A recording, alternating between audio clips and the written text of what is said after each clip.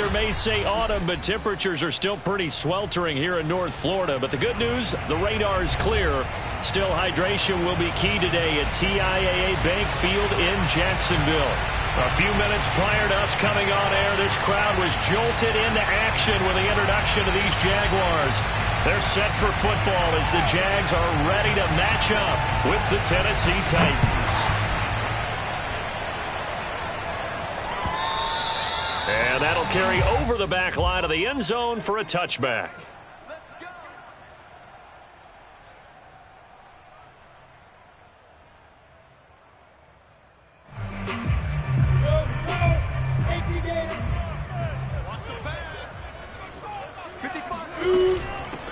They'll run for the first time with Travis Etienne. And he will lose yardage here back at the 23-yard line. Call it officially a loss of 2 on the first play from scrimmage. Second down.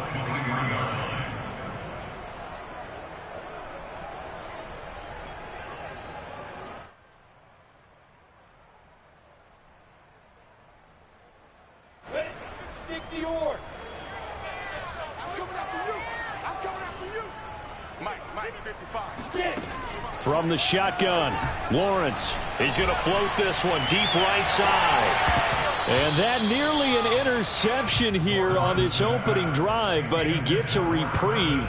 It's third down. I'm not sure it made a difference on that play, but one thing to keep in mind, here in the early part of the year during a day game, the sun does play a factor on deep balls. On third down, Lawrence.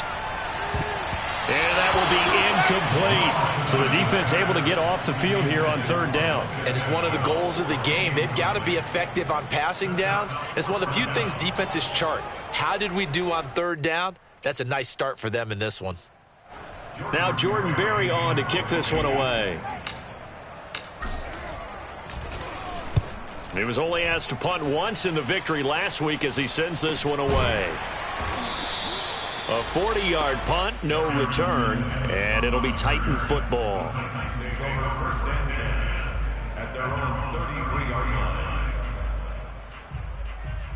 Tannehill and the Titans come up now 1st and 10 at the 33-yard line. A run there with Henry as he gets forward only for about 3. Second down coming up. Well, this defense for the Jaguars, they were very good in the victory a week ago over Cincinnati. And I don't know what the actual percentages are, and I don't know the analytics when you create 5 turnovers or takeaways in a game. But coaches always say, when you create a number that high, your chances of winning probably up over 98%. I haven't seen it. Looking for Jones, and it's intercepted. It's C.J. Henderson picking it off. So first interception thrown for him there, and that really not the best decision either. Not at all, and that's something he did not do in their victory last week. No interceptions in that game, but this defense, they're able to take advantage of an early mistake. Now let's see if they're going to turn it into points.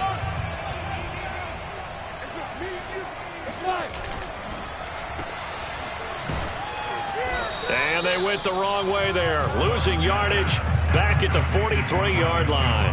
He was unable to shake free there, and they'll cover him for a loss of a yard. A loss of a yard there to start out. That leads to a 2nd and 11. On play action, Lawrence.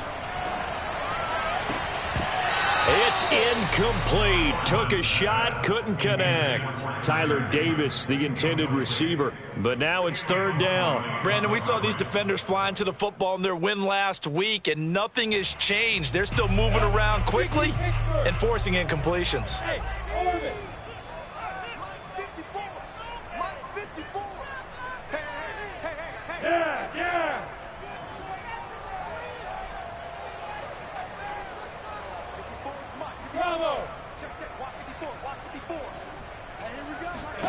Looking to throw, Lawrence. And the throw there going to be incomplete. They certainly had good starting field position on that drive, but couldn't do anything with it after 3 plays. Have to admit that that's a disappointing end to excellent field position. When that drive started, they had 6 points that they were thinking about.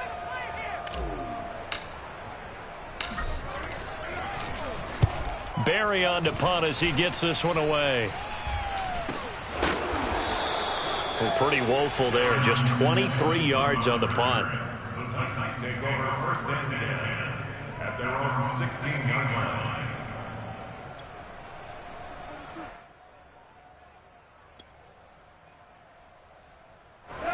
The Titans offense set to begin the drive. That opening drive ended with the INT. It didn't lead to points, but still not the way they were hoping to begin the game. But how about going and telling your defense, thank you, a huge thank you. You said it didn't lead to points, stalled off that drive. Now they've got a chance to redeem themselves and maybe reward their defense a little bit by putting some points on the board on this one.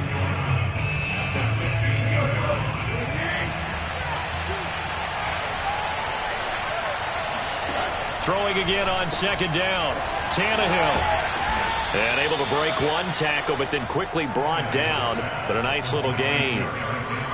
And how'd you like to be a cornerback, having to come up to try and tackle that big man out of the backfield?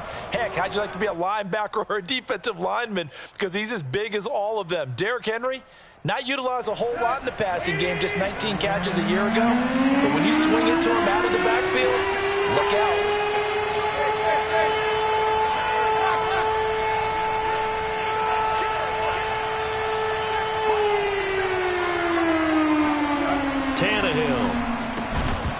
Yeah, this pass broken up.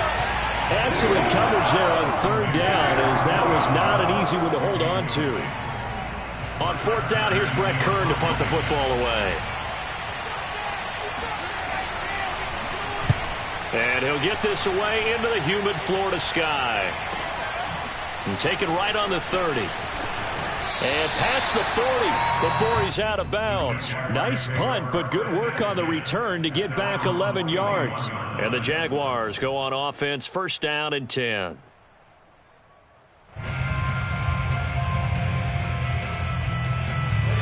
The Jacksonville offense set to begin their next drive. We've seen both of these offenses still sort of in that figuring things out phase, but I suspect some action on the scoreboard soon as they start out here first and 10.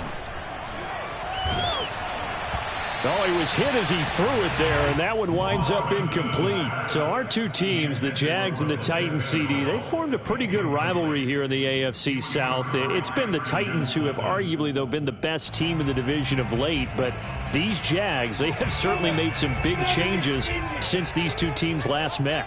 And those changes you're talking about, brand new front office, brand new head coach, young quarterback. All right, rifles one, and that's going to be intercepted.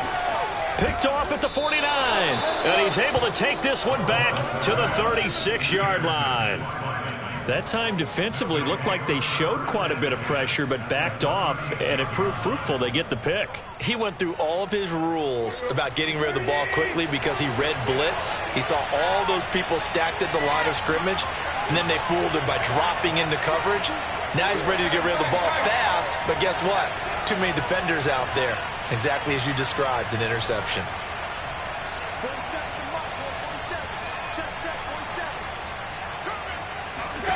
After the interception, here's Tannehill. That is incomplete. But defensively, you're over there trying to catch your breath and try not to show the offense that you're a little bit fatigued. You're right back out there after the turnover. Now they've got to work towards getting another couple of stops and forcing them into at least a long field goal situation. Here's second and 10.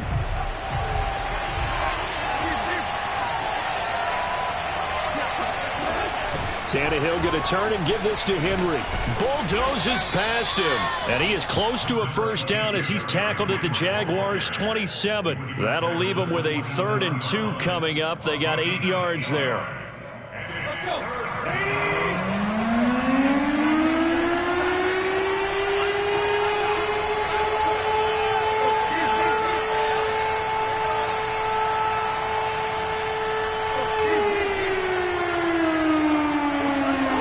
Tannehill now to throw. Oh, the ball comes out on the hit, but they'll say it's incomplete. Jacksonville's pass defense holds serve. 4th down. You absolutely have to have this early on, right? 3rd and short. They elect to throw for it, and that's normal NFL football. They're going to throw on 3rd and short, but you've got to hit it, don't you? Yeah, in the first quarter, like you said, to set the tone, can't connect there.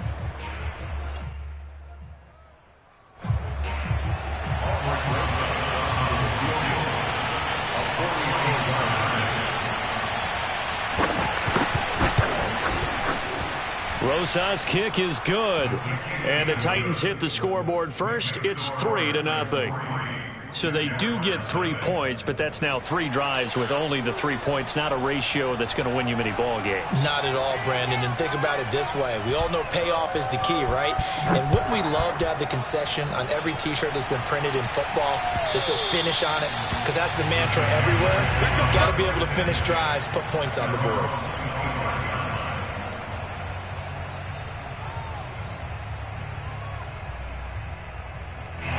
Jaguars come to the line to start their next drive.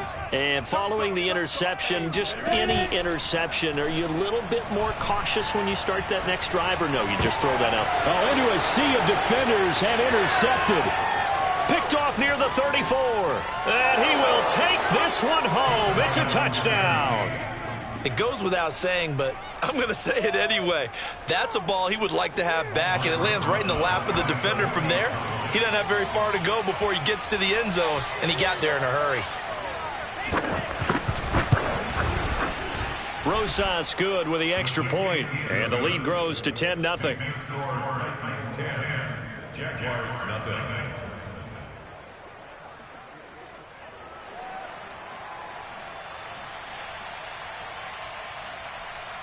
So they throw the pick six. They'll get another shot at it now as this one's in the air. The return man down to a knee, and this will come out to the 25-yard line.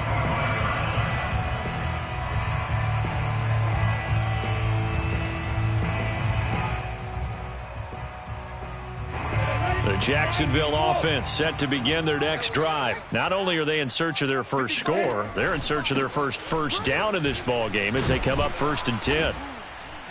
And not much to speak of. Call it a 1-yard gain up to the 26. This defense for the Titans, they really played well a week ago in that win over the Jets. It was a little bit enlightening talking with the defense coordinator about their performance last week, because the feeling was that it was a good, solid performance. They did what they needed to do to get the job done and get the win, but definitely a few lapses that they're looking to correct. And he'll get it up near the 35, right at the 34 here.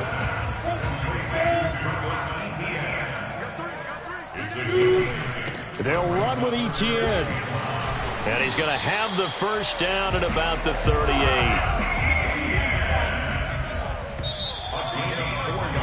10-0 the score after one on EA Sports.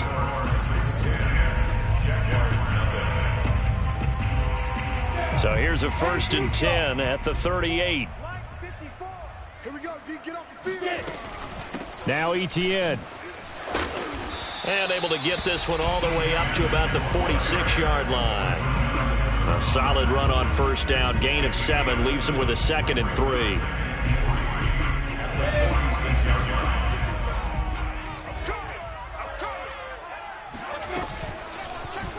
They'll go option to the short side. Muscles him off. Room to run inside the 40. And he's going to be out of bounds, but not before he takes it inside the 40. So not his arm, but hurting him with his legs. A gain of 19 on the keeper and a first down. First and 10 at the 36-yard line. 18 Gator. Hey, I'm coming. Shot 61. Matchbox lights. 5. A handoff for Etienne. And down right around the 32-yard line. 4 yards on the pickup. Well, on every play call, you realize it's not going to go for a touchdown. So a lot of your calls are setting things up for maybe later in the game, trying to establish the inside run with toughness now, hopefully get to the perimeter later. And let's face it, you could do worse than a 4-yard run on first down. And he's going to have another first down as the tackle's made at the Titans' 12-yard line. It's awfully good for a rookie quarterback to have a big target, and Lawrence has one in Tyler Eifert, 6'6", 255 pounds. Back for his 2nd season in Jacksonville after 7 years in Cincinnati, hoping to emulate some of the big production seasons he had with the Bengals. And the Jags are going to have a 1st and goal. It's some good running there. Gets him down to about the 2-yard line, knocking on the door.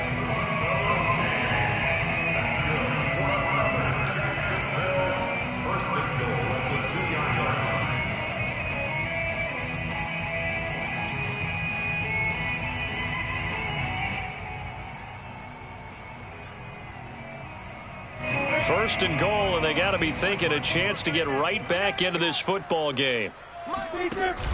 Etienne. No dice this go-around. He's hit behind the line and taken down. Call it a full 3 yards in the wrong direction there. Brings up second down. Defense really sold out there to stop the run. Understandable down near the goal line. Now on second down, you have to wonder, might we see play action here and a flip right over the top? Throwing for his running back, and he's got him complete.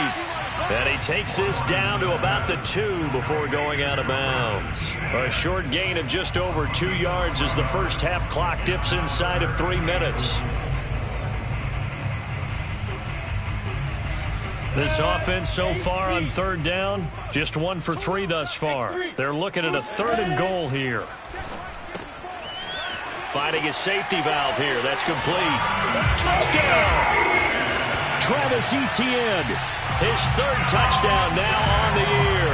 And the Jaguars have cut it back within a score.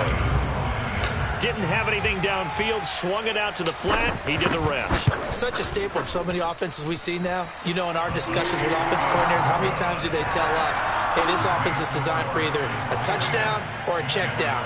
We saw the check down on that play, and boy, was this successful. We saw a touchdown, too. And Lambeau now, after the touchdown, he'll kick this one away. And they will not get a chance to return this one as it's through the end zone for a touchback. The Titans offense set to begin the drive. And they're not going to play this conservative, I don't think. They had the field goal last time and they're up, but they're looking to put a drive in the end zone. Oh, I agree with you totally. No one goes out on the field and says, all right, let's just settle for 3, except in certain situations, trying to ice a game, that sort of deal. Most of the time, it's end zone, and that's what you're thinking, and I believe that's exactly what they're thinking as they begin this one. Yeah, no quarterback ever goes out there saying, hey, let's get 3, right? Not one that I've ever met.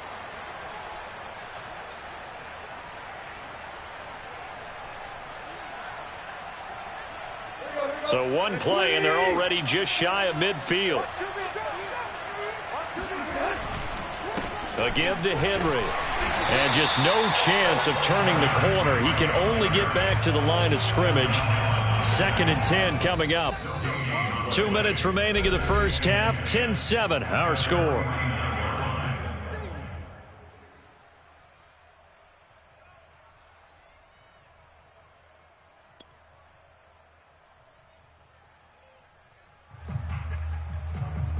A reminder, once we hit halftime, as we do all season, we'll send it down to Jonathan Coachman in Orlando. He'll have all the stats and scores from games in progress around the NFL. The best multitasker in the business, the coach. Out of the gun, Tannehill. That's taken in by Ferkser. And he gets this inside the 35-yard line. The Titans efficient passing on this drive. There's another first down.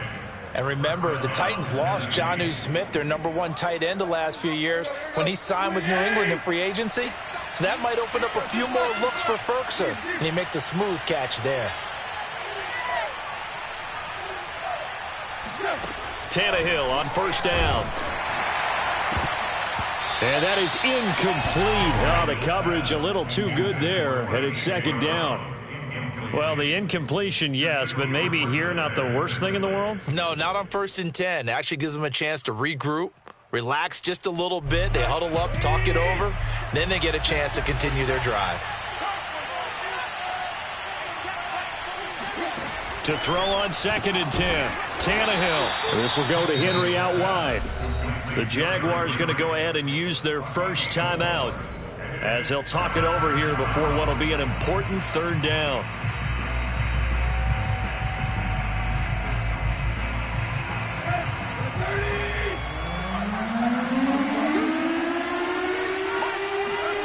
Here's Tannehill.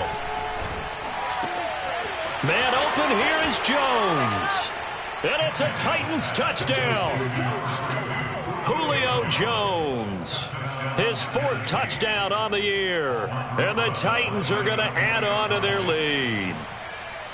I think if you polled defensive backs, they would say the corner route, take that out, make it illegal, because that is so hard to recognize and so hard to adjust, because your first move is to not get beat in the middle of the field, and that's how they move you first before they break off to the corner. But then as the wide receiver, great job. It's tough to turn those upfield and go, but he did a great job with it there. Really good balance, really good body control, and how about the end result? A touchdown.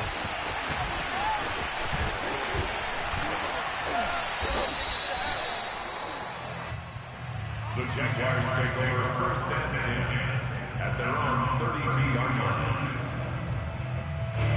Jaguars come to the line to start their next drive. It was still more than a minute to go in the half. Time to try to mount a drive. And I would think that they would have to. This is today's NFL. You got to push it whenever you get an opportunity. You can never have enough points with the high-powered offenses that you face. And analytics will tell you, try and score when given the opportunity. Complete to the right side. It's Eifert. And he'll take this to the other side of midfield before going out of bounds. That'll be a pickup of 10 as they try to recover from this 10-point deficit. First and 10 here, and you know, if they could just get 3 out of this, something about whittling it to a one-score game at half that might provide a psychological boost. Flushed out right. And he'll go out of bounds after taking it a little further down inside the 40. He'll wind up getting 9 after tucking it and running, so it'll leave him with 2nd and a yard. Second and a yard.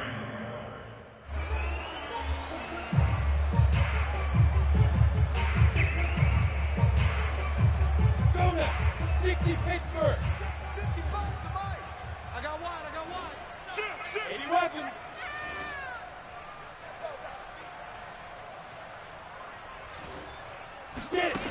Now Lawrence. And for the 3rd time here in this half, it's intercepted. Picked off by Amani Hooker. And now off to the races down the right side. And he will take this one home. It's a touchdown. Coaches preach all the time about opportunities and taking advantage of them, and he did exactly that. I used to have a coach told us all the time, a lost opportunity is never regained. Well, no regrets here. He picked that one off and took it to the house. PAT up and good by Rosas. And that'll make this a 3-score game now. The lead moves to 17.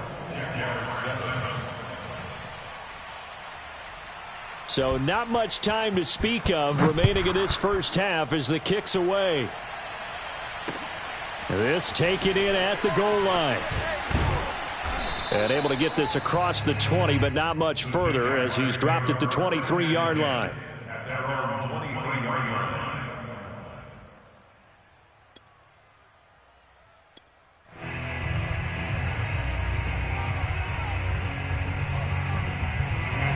The Jacksonville offense set to begin their next drive as they take over here with 11 seconds remaining. Throwing after the interception, Lawrence. He'll get that underneath ETN. And they're able to get this one across the 35. And with just 1 second remaining in the first half, they'll call the timeout.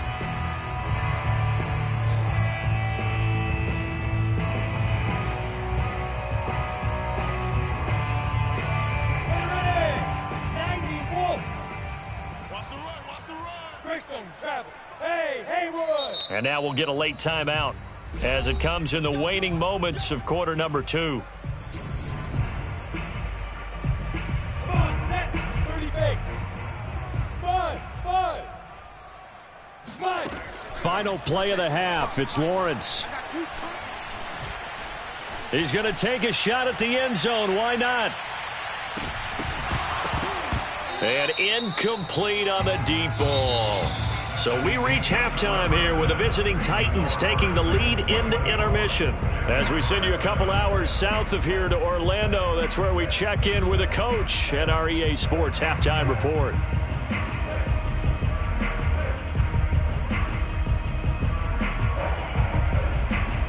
All right, Coach, thank you, and we welcome everyone back for quarter number 3. The Titans hold the lead, and they'll get the football first as the third quarter gets underway. From a yard or two deep, here comes a return. And no return here for Evans as they will bring this out to the 25. The Titans offense set to begin the drive.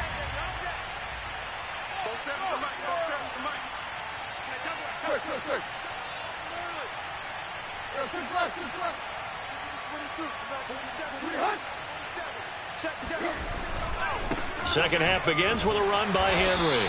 And he'll wind up losing yardage here back at the 21-yard line. It's a loss of 4 there, bringing up second down.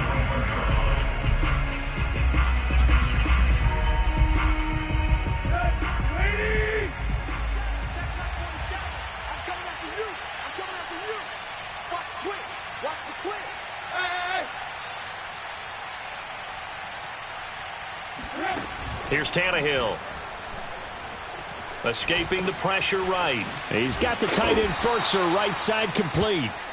That throw good for only a couple. It brings up third down. Well, that was an okay hook up there with his tight end, but unfortunately, they didn't get the kind of yards they had hoped for. That's going to bring up third down.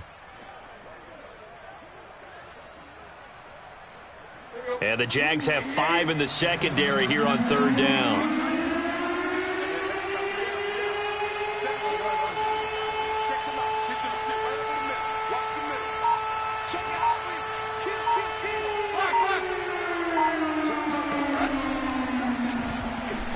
And he's not going to sniff the first down here. He stopped at the 25. The keeper nets him only a yard, and that's going to bring up fourth.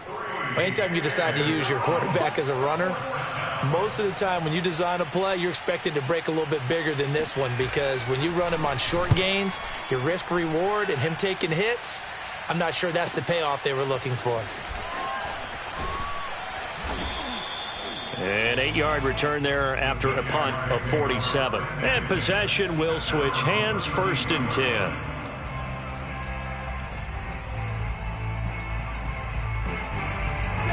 Jaguars come to the line to start their next drive.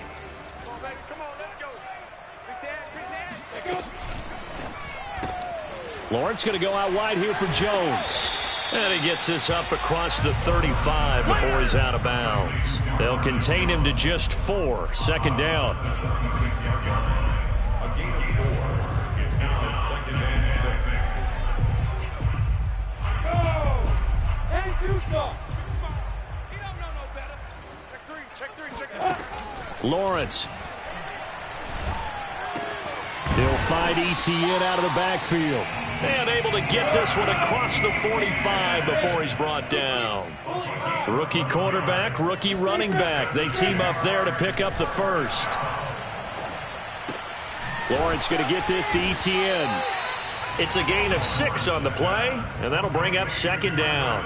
It appears they found something that's working, and they keep going back to it. I guess you could actually say he has the hot hands now, doesn't he? Yeah, well, it's one thing to hit your guy out of the backfield once, hit him a couple times. Yeah, you're right. Maybe they're onto something. And I think a lot of that is simply, if you get it to him in space, more times than not, he's going to get more yardage than you expect out of each play. A second down pass play there, but it's incomplete. This offense in desperate need of a conversion as they come up on third down. Throwing again here. It's Lawrence. And that's complete to Etienne out of the backfield. And he is going to have a Jags first down as they're able to get the third down conversion. Well, they were in search of a short gain on third down, and they wind up nabbing over 20 yards. Yeah, boy, this defense again really making things tough on him as they stop him for no gain. Now, they struggled to get him rolling on the ground in the first half, and that's sort of continuing here in the third quarter. Yeah, but I don't think it's time to abandon the running game. I would say keep feeding the horse, and I believe he'll eventually reward them, especially as we get deeper in the game. Sets up the screen to Robinson. So mark off the yardage for roughing the passer. And I've seen this before. On a screen pass, not only are you rushing the passer, you're rushing him deeper than normal. And I think a little frustration kicks in at the end. You're going to hit him anyway when you shouldn't. After the penalty, a fresh set of downs. It's first and 10. And they'll go again with Etienne. And he'll be brought down here at the 3-yard line. It's a gain of 7 on the ground. Second down coming up. Now whistles here. And I believe one of the Jaguar linemen might have moved.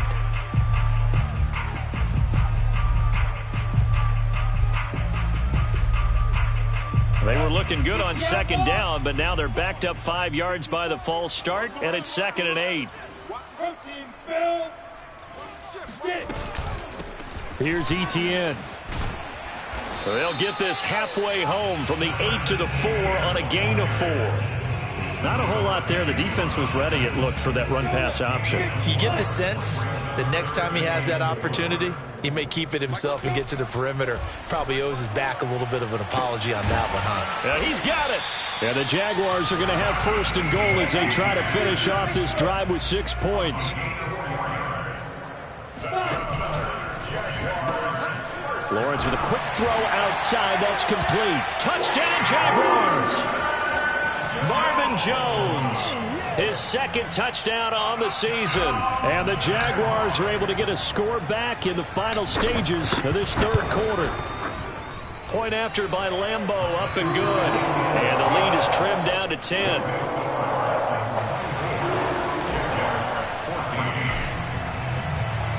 And Lambeau now, after the touchdown, he'll kick this one away. From a couple yards deep, he'll bring it out of the end zone. And only able to get this to the 19, so probably should have opted for the touchback.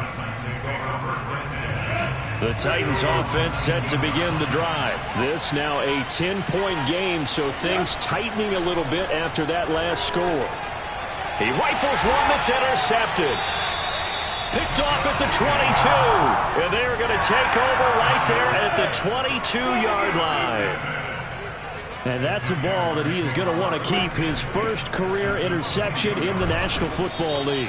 And I love what teams do when that happens. You bring the ball to the sideline, the equipment guy grabs it, he puts a piece of tape on it, writes on it so that you know what it is, and then they tuck it away so that you can have it for later and put it on your mantle. Pretty good deal for him right there. Now he's eager to get back out on the field and get his 2nd one.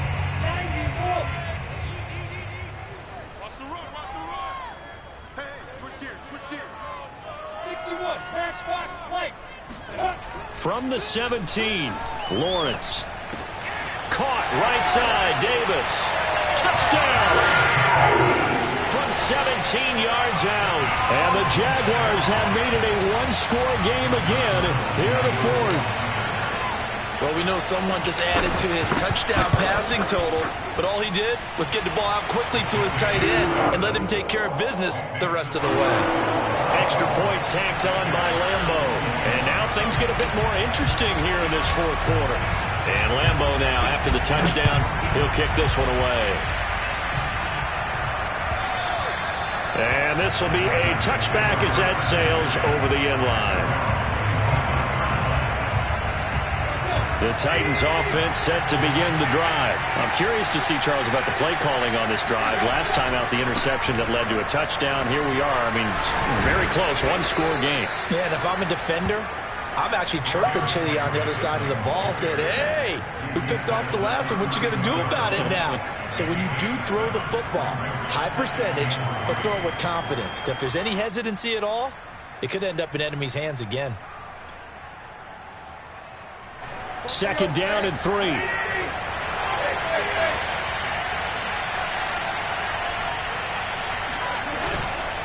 Again, it's Henry. And he'll get this up only to about the 33. Give him a yard on the run there, and that's going to set up a 3rd down and 2. Run blitz there defensively, something we might see more of here in the 4th quarter. I think we'll see a lot of it, and the difference between that and a pass blitz, you're just trying to get to the quarterback. You're trying to scheme someone open who will get to the QB and make sure he gets on the ground. In a run blitz, you're actually trying to cover up gaps, trying to cover up holes so they can't run the football. And he's able to get the first before he's taken down at the 36.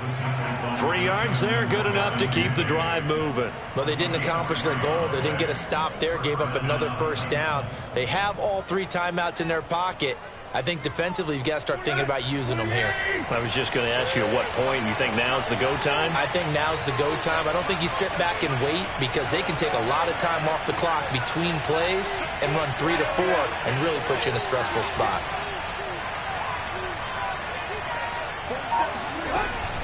They'll try and choose some clock with Henry. And the hole closes quickly there. He gets maybe a couple up to the 38. All right, that's a decent game there, but it hasn't been his best game overall. So I wonder what the mindset is of his team. Do they want him to handle the football and try and close this game out? Or are they going to make an alternative plan and maybe go in a different direction? I think they need him, and this is his time to shine. From the 38, Tannehill. This ball tipped, and it's going to be incomplete. Fortunate maybe to get that back. It's third down. This a very important drive, and that incompletion leads to a very important third down here if they're going to try and get the football back. Yeah, getting it back, absolutely crucial to their chances to try and win this game. I would expect a lot of pressure here. They can't afford to let them continue to get first downs and eat away at the clock. Tannehill with a play fake to Henry. He'll throw instead. That's going to be caught by Josh Reynolds. And he's going to get this all the way down inside the 35. A really good pickup of 28 yards. Couldn't just sit on it here, could they? Had to throw the ball on third down. Got the big completion in the pickup. Fresh set of downs now. They've got to feel great. And defensively a backbreaker. They couldn't ask for much more to this point in the second half. A gorgeous day. One-score game. 1st and 10 here. And Tannehill going to keep it. And he slides and covers up at the end as he's going to be able to pick up decent yardage. And now, defensively, they're going to burn their first timeout. Remember, they get an extra time built in coming up here shortly at the 2-minute warning.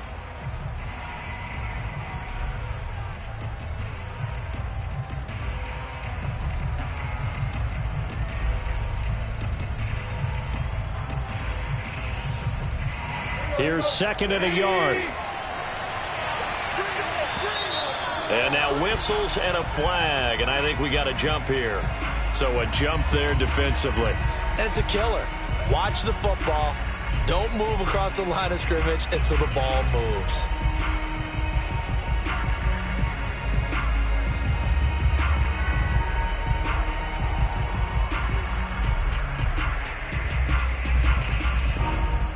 So the yellow flag came out, and that leads to a new set of downs for this offense. 1st and 10.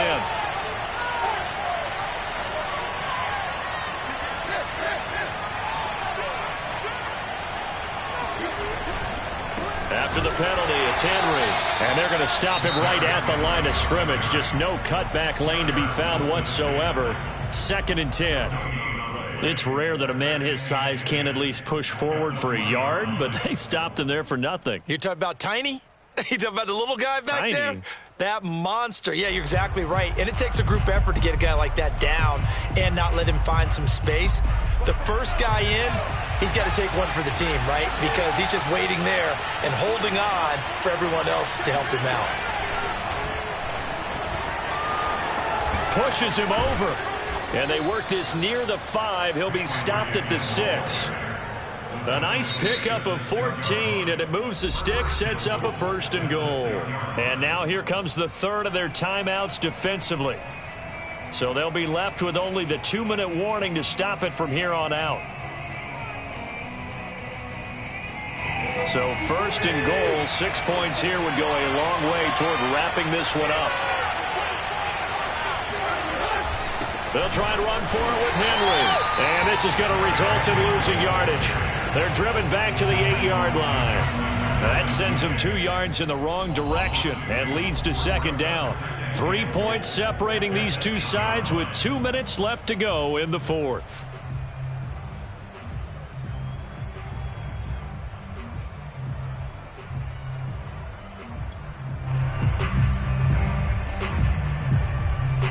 So the Titans in possession of the football here as we get you reset.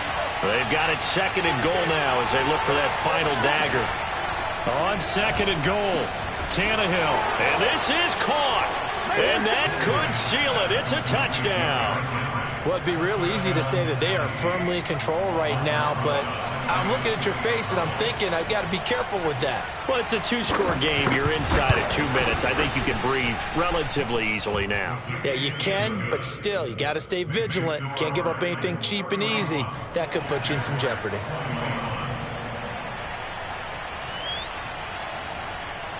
There's the Titan kick team as they run up and send this one away.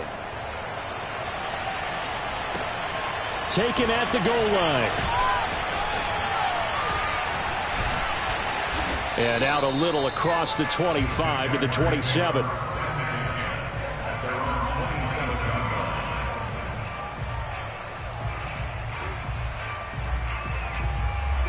The Jacksonville offense set to begin their next drive. After the long touchdown drive we just saw, you wonder if maybe that's taken a little of the wind out of this offensive sails because they had it going pretty good last time, too. Had to sit up. And that's caught inside the 35. And he is out of bounds inside the 35. How about a 39-yard pickup? They'll take it.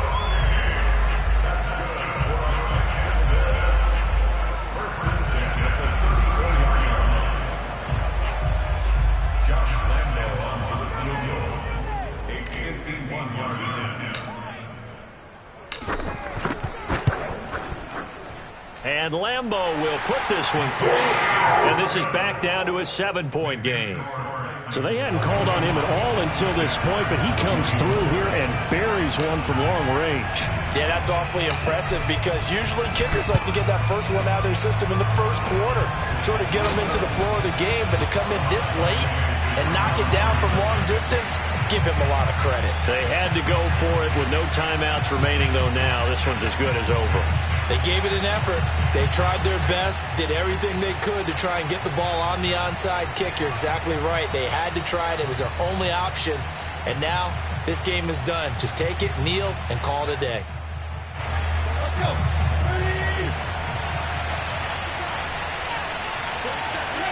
And they will take a knee here.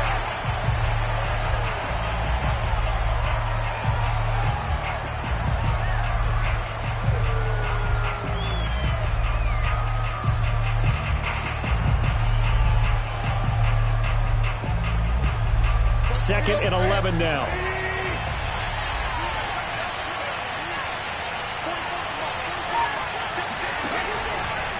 Running from the gun with Henry.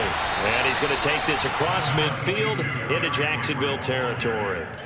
After getting stuffed on first down, not much better there. 2-yard gain. And the Jags with 5 in the secondary now on third down.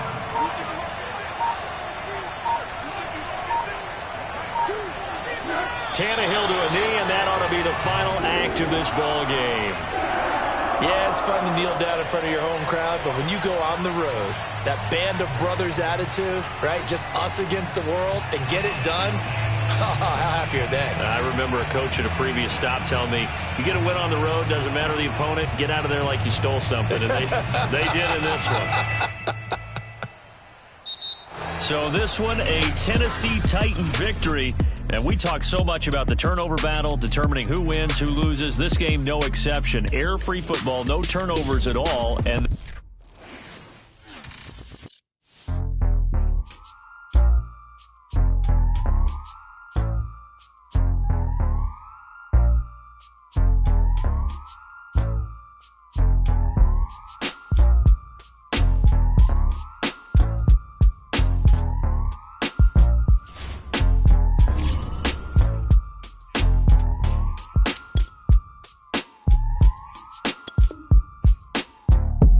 choose the team you want to start your franchise with. Continue ahead to begin your franchise.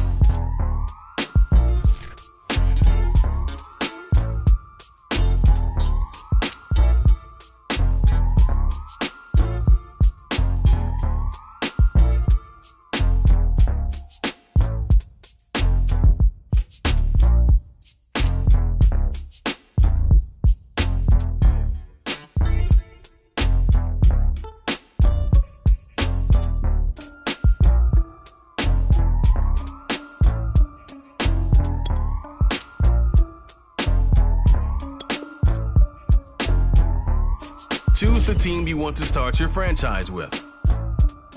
Continue ahead to begin your franchise.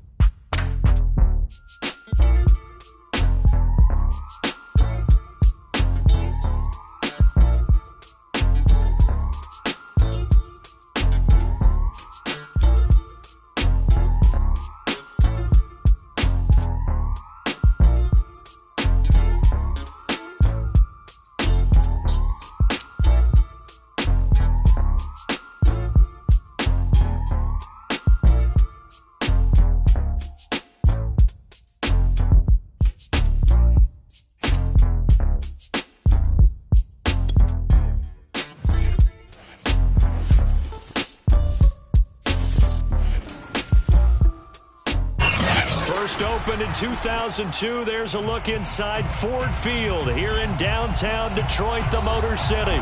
Both teams emerging from the Ford Field tunnels just a short time ago. And, of course, the loudest cheers were reserved for the hometown Lions. They're set to go as they will match up with the Cincinnati Bengals. Set to go now in Week 6 of the NFL season, and we are underway on EA Sports. And we will not see a run back on the opening kickoff. This will be a touchback.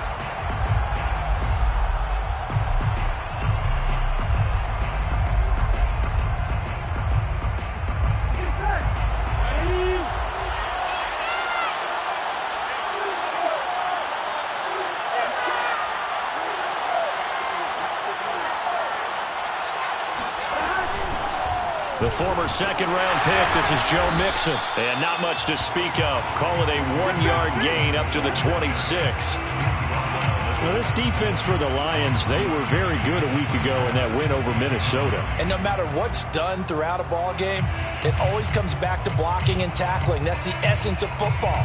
But I think it's hard for people to understand just how difficult it is to tackle, especially open field.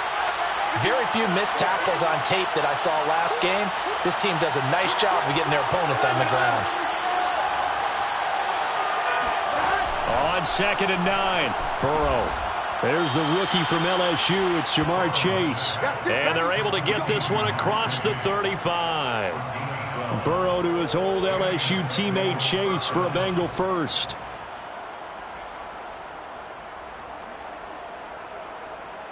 So here's a 1st and 10 at the 38.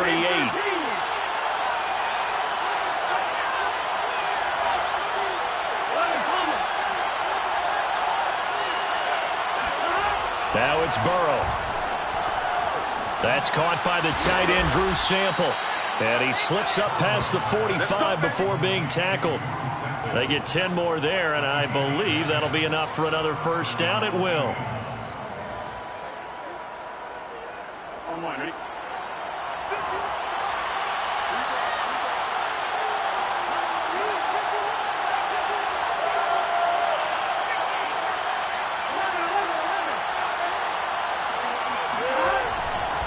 Burrow going to give this to Mixon. And he's going to get it across the midfield stripe into Lion territory. Give him 3 on first down. It'll set up a 2nd and 7. Brings up 2nd and 7. Here we go.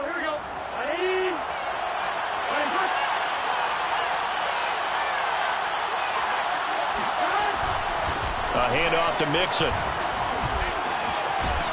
And they'll get him down as he's inside the 40. It's a Bengal first down, a pickup of 11. Usually we see runs like this as the defense breaks down later in the game, but this guy is setting the tone early, running through all types of tackles and put the defense back on its heels.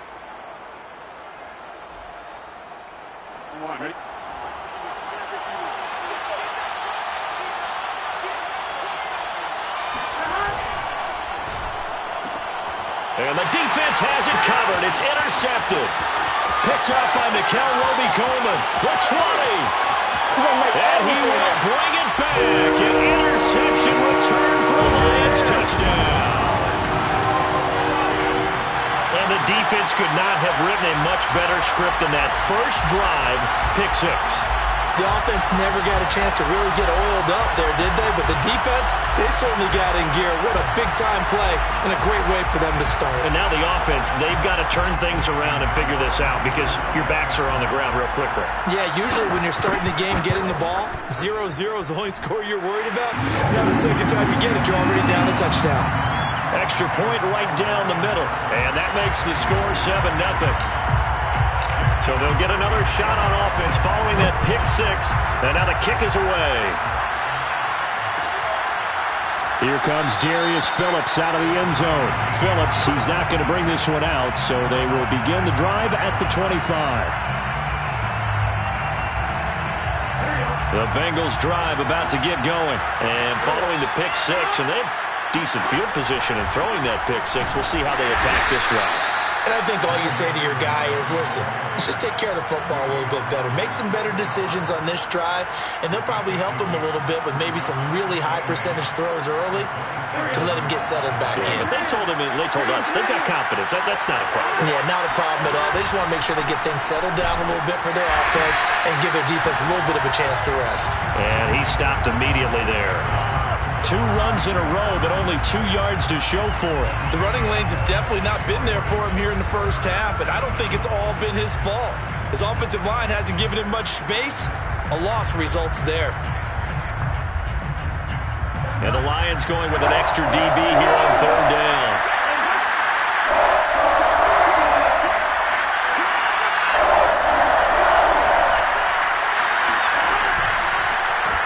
Option play, Burrow holding on to it. And a good job defensively. They stopped him short of the first at the 32. Give him 5 on the QB run, but it's going to bring up a 4th down. So on 4th down, Britton Colquitt on the punt. And the win last week punted 4 times as this one's away. That'll be a 41-yard punt, just 1 yard on the return. And the Lions will take over.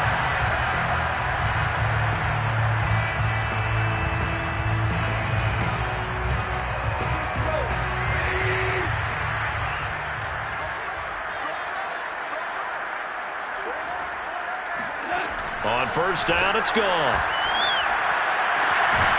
That's caught by the big tight end, T.J. Hockenson. That one goes for 24 yards. T.J. Hockenson came into the NFL with big expectations. His big strides, they came in year 2 when his receptions jumped from 32 as a rookie to 67 last year. They expect those numbers to continue to go up, and they will when he continues to make catches like that. And they'll get him down as he's inside the 40. Another good gain. That's now 35 yards combined on those last 2 plays. Now a play fake, and it's gone. Try to get it to Williams, but it's intercepted. Picked off by the former first-rounder Trey Waynes. And he will finally be taken out of bounds as it's an enormous play there on the final snap of this first quarter. After 1, 7-0 on EA Sports.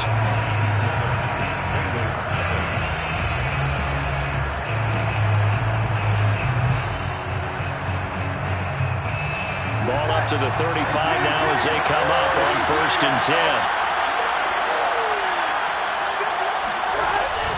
From the gun to give to Mixon.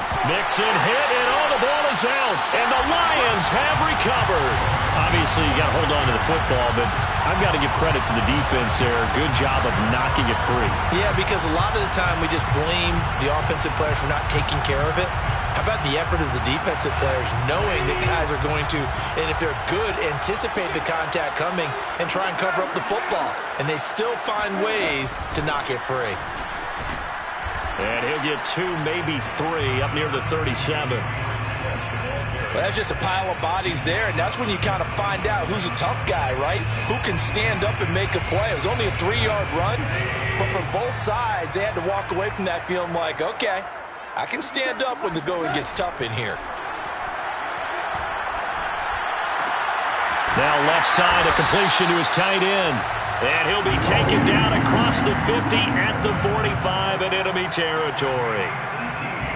And there's a completion to the tight end. And look at the size of these players nowadays. At that spot, 6'4", 6'5", and up. A lot of guys used to be basketball players, somehow came back to football. That's really good for the game of football. You're getting better athleticism, great hand-eye coordination, guys who know how to control their bodies when they run their routes. Ball at the 40 here for 2nd and 5. There's Goff. They'll find Swift out of the backfield.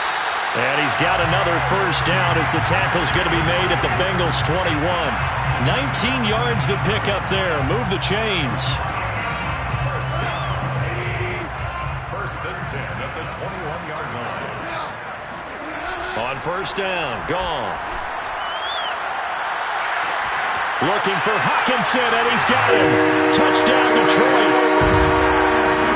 T.J. Hawkinson, his first touchdown on the year. And the Lions are able to grow their lead. Bouncing back nicely from that bad opening drive where he threw the interception. Drive number 2 leads him right down the field and into the end zone. So obviously his confidence was never lost, and that's a good thing to see. Great quality to have. You absolutely must maintain that as a quarterback. But I have to think that they're probably still on the script that they prepared for this game. Just the second drive, they've worked on these plays all week in practice. Put them to good use on that one. Here comes Darius Phillips out of the end zone. Phillips, he's not going to bring this one out, so they will begin the drive at the 25. The Bengals drive about to get going. And last time the turnover on the fumble, and they were in enemy territory, so that had to be very frustrating. Down on the scoreboard here, can't do it again. You nailed every part of what was frustrating. Down on the scoreboard, had a drive going, and pushed it past the 50-yard line, so they felt like they were in striking distance, and to come away with nothing. And now this is intercepted. My goodness. Picked off at the 30. And they're going to be set up in the red zone right around the 17-yard line. When a team's turned it over 3 times in the first half, we just look at the offense and say, guys, what are you doing? But instead, we really should be looking at the defense. They've created the takeaways. 2 interceptions, 1 caused fumble. Looking for Hopkinson, and he's got him. Touchdown, Detroit. T.J. Hawkinson with his second touchdown here in this first half. And the Lions are able to strike quickly to add on to their lead. Point after, right down the middle. And it's now 21-0. Here are the Lions now as they line up and kick this one away. Here comes Darius Phillips out of the end zone.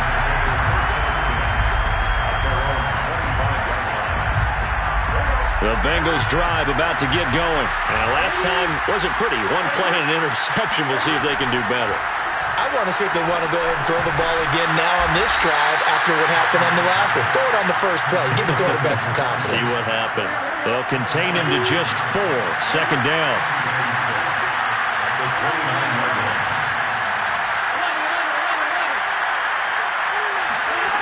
They're passing here. Joe Burrow. Flush to his right. And he'll just get rid of it. To this point, I've been impressed with the work defensively. They have not allowed a lot of receivers to run free. And there's another example, another incompletion.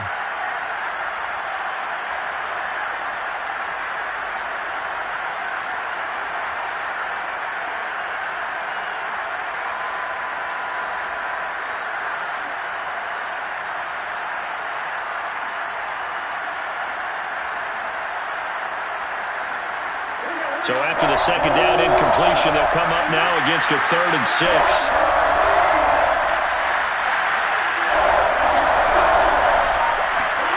Now Burrow.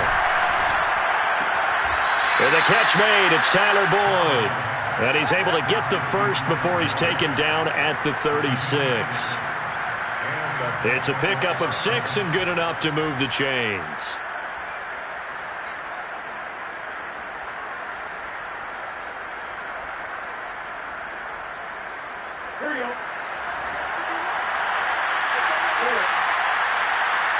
And we've hit the 2-minute mark in this first half of action.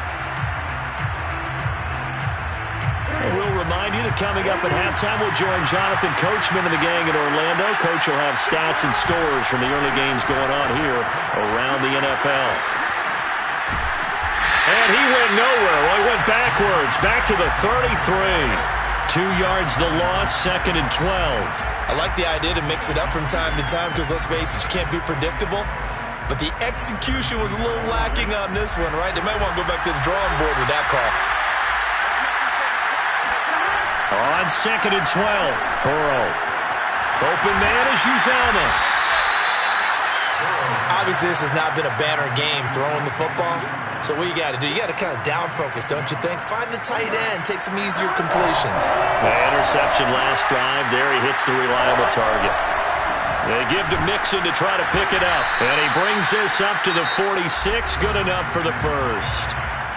Now the offense going to use the first of their timeouts as they'll head to the sideline and talk over what to do next.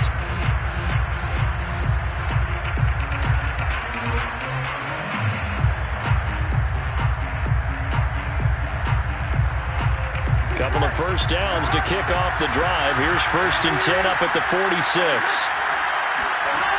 Now Joe Mixon.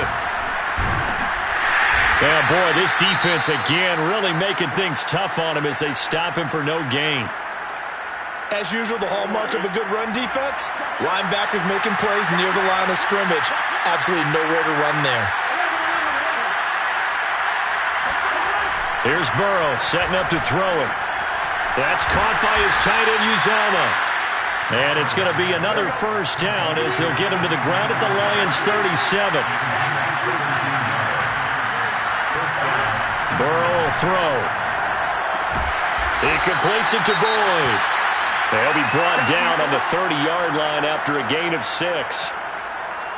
Now after the completion, we're going to get a timeout, an injured player. While the training staff takes a peek, we'll take a break.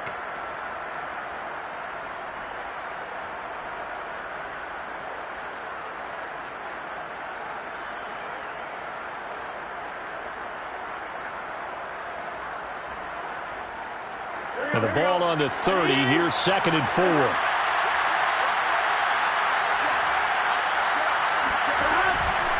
Burrow giving it to Mixon on the option. And he'll get this one down to about the 27. And now they come up and spike it to stop the clock.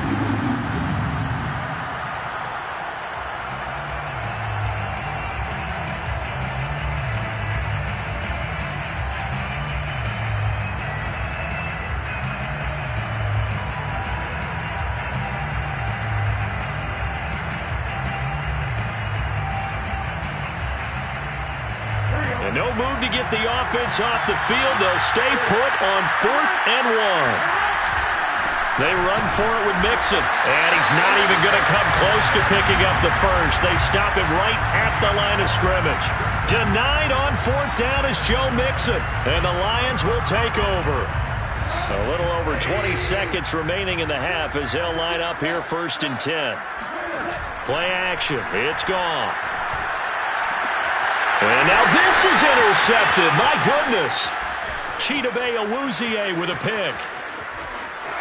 And he will bring it back. It's a pick 6 for a Bengals TD. Well, dare I say it, it's kind of quid pro quo. Both defenses now with an interception return for a touchdown. Your vocabulary, sir. Well done.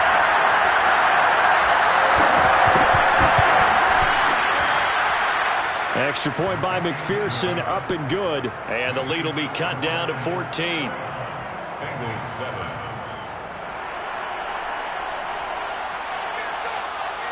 So not much time to work with here. 9 seconds remain in the half as this one is away. And no return on this one as the fair catch is signaled for and taken. Lions take over 1st and 10 at their own 25-yard line.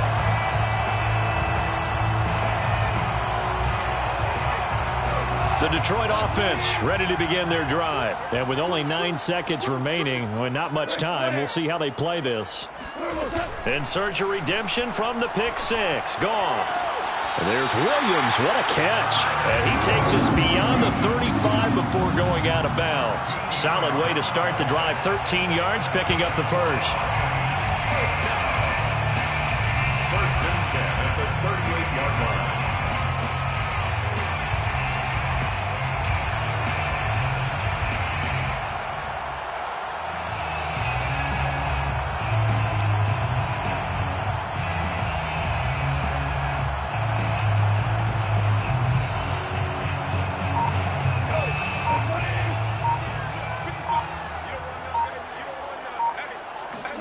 The final shot before break here. Goff.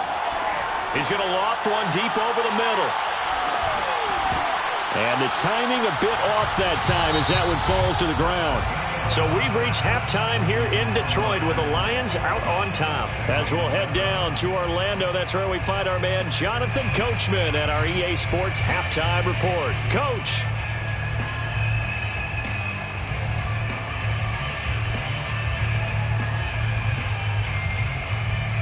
All right, Coach, thank you, and we welcome everyone back for quarter number 3. The Lions in the lead, and they're going to get the football first as well as the second half is underway.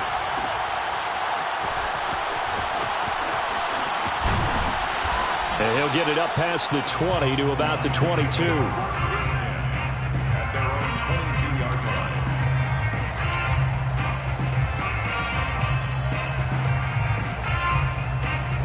The Lions offense ready to kick off their next drive. And Charles, they've got the lead. Put your coaching hat on here now. What's the game plan for the second half? I think getting the running game going a little bit more, because I thought in the first half it didn't get it moving the way that they would like. They had success throwing it, but I think these first couple of drives, they'll want to get those running backs going and give them more opportunities, and I will guarantee you that those guys were lobbying for them in the locker room at halftime. On 2nd and 9, Goff. Throw to the right, taken in by Berrios. And they're able to get this one across the 35. Just his second catch of the game so far. This one moves the chains. And this was a nice example of an offensive coordinator scheming his guy open. Just a little underneath route, just trying to free up some space, and it worked awfully well. Got him not just space, but plenty of room to run after the catch to pick up really nice yardage. And he's going to be taken down here with a penalty flag on the field.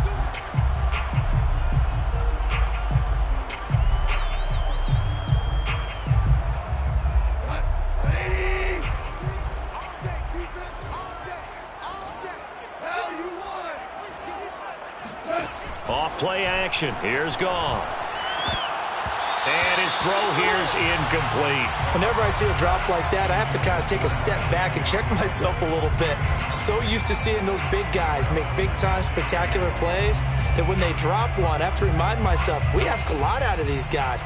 Block and catch the football, not easily done in today's NFL. Throwing on 2nd and long. Goff. Got a man. It's Berrios complete. And past the 40 before he's out of bounds. Never make the mistake that the slot receivers, especially the little guys like we're watching here, are just quicker than fast. A lot of them combine quickness and speed, and they catch a lot of footballs, as we just saw there. Goff on 3rd down. He's got his man, T.J. Hockenson. And he's going to have a Lions first down, I do believe. Yes, he's got it by about a yard there on 3rd and 3. First down. 1st and 10 at the 47-yard line.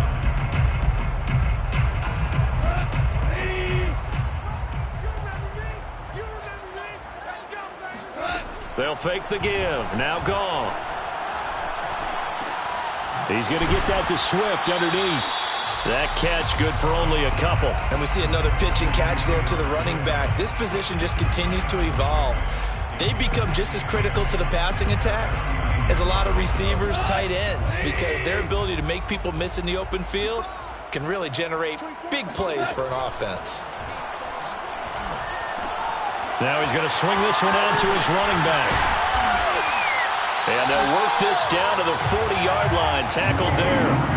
The Lions passing game in sync now. They've got another first down. Whatever the discussions were at halftime to try to slow down this offense, it has not worked to this point. Yeah, I have a vision right now of everything that was discussed at the half just being torn in shreds or being erased off of the Microsoft Surface tablets because none of it is working. They are really locked in on offense. He'll get a nice chunk there on the first down run, and it's 2nd and 4. 2nd and 4. Here's Goff. Out to the left there and complete to the tight end, Hockenson. And he's got another first down as the tackle's going to be made at the Bengals' 22-yard line. Goff on target to Hockenson for a Lion first down. 1st and 10 at the 22-yard line. Now it's Goff off the bootleg. They're going back to the same wall. It's Hockenson again. And down inside the 15, shy of the 10. Back-to-back receptions for him, and it's another first down. First down. 1st and 10 at the 11-yard line. Back to the running game with Swift. Showed off the toughness, but still corralled shy of the 5 at the 6. They're in a pretty good spot right now with a convincing lead. I think this is where they put on the boxing gloves, start to try and pound them into submission. And the offensive line, they've controlled this game. I don't see why that trend would change now.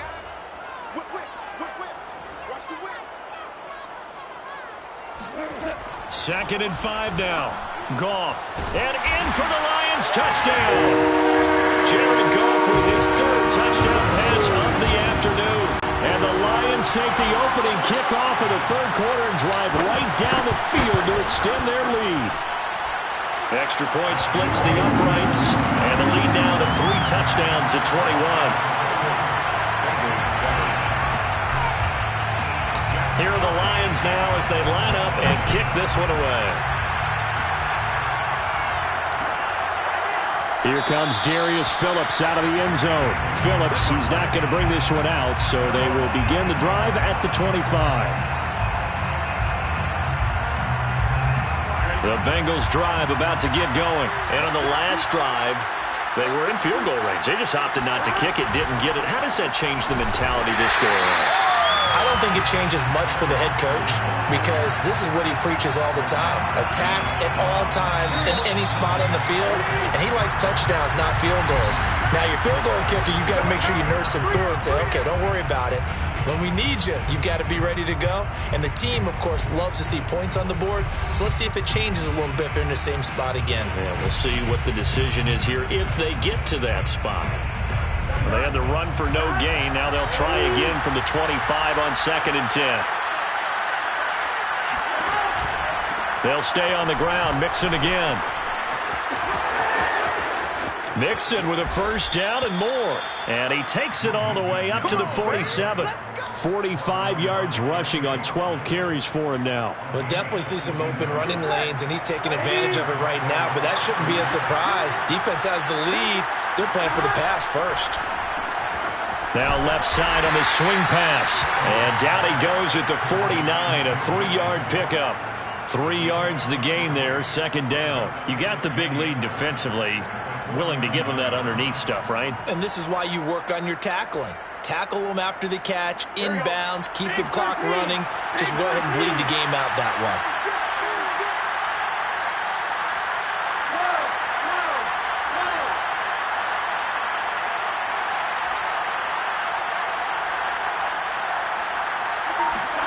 Burrow going to fake to mix it and now look to throw.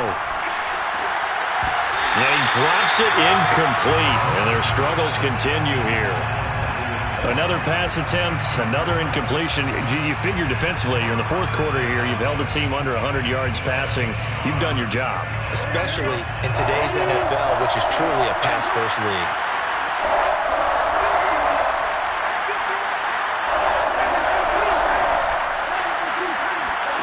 On 3rd down, Burrow.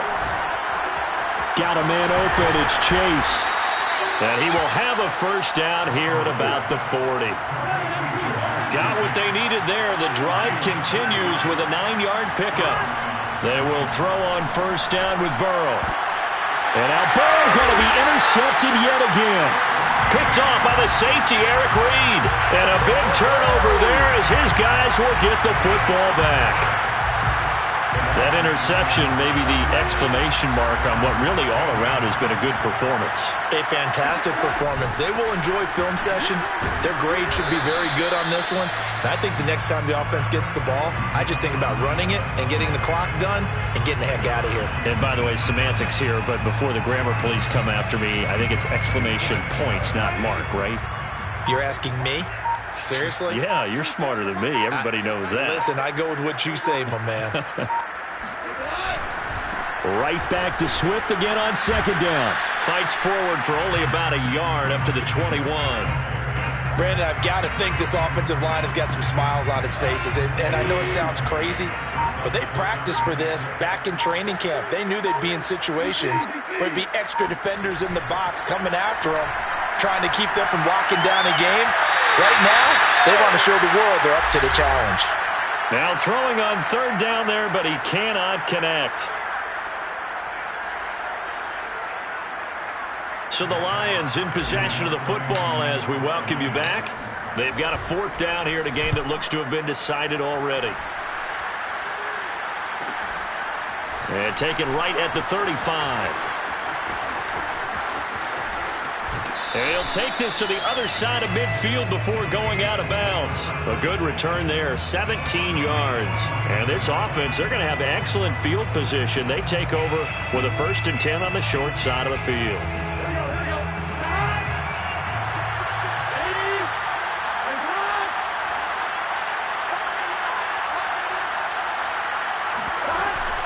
An option handoff here to Mixon. And they'll get him down as he's inside the 40. It's a Bengal first down, a pickup of 11. Well, depending on the temperament of the head coach, he's either turning to the bench and screaming, "Where was that all game?" Or maybe he's just kind of keeping it to himself and saying, okay, it's something to build on, and a positive comes out of a bad game, because those are going to happen from time to time. We'll see how he gets his team ready to go in the future. But that run right there, that's what they were looking for. They work again from the 38 on 2nd and 10. It's Mixon on the counter. He'll be hit down at the 33, 5 yards on the play. I think we can safely say that those types of plays are the backbone of this offense. We know not every run's going to be a big hitter, but you know they'll take that type of result on each and every attempt. Burrow looking to pass. They'll set up the screen here to Mixon. And they'll get him down about 3 yards short of the first. That's going to bring up 4th down, only a gain of 2 there. One thing I think that's safe to say defensively, the tackling's been really good. And because of that, it's been very, very hard for them to move the ball, because you're not getting the benefits of run after catch. They're tackling him almost on the spot. Touchdown, Bengals! C.J. Uzomah, his 3rd touchdown now on the year. And the Bengals have got it back to a 2-score game here in the 4th. And yeah, that touchdown counts for their team, but I think it counts more for the fantasy guys, doesn't it? Yeah, it's just something maybe positive to look at on film, but this one's over, let's be honest. Yeah, I agree with you totally on that one. So time definitely not in their favor, down 2 scores, but they'll try the onside kick. And this is going to be recovered by the hands team. And that should just about put a capper on this one. They knew they needed a miracle. They had to have that onside kick. They didn't get it.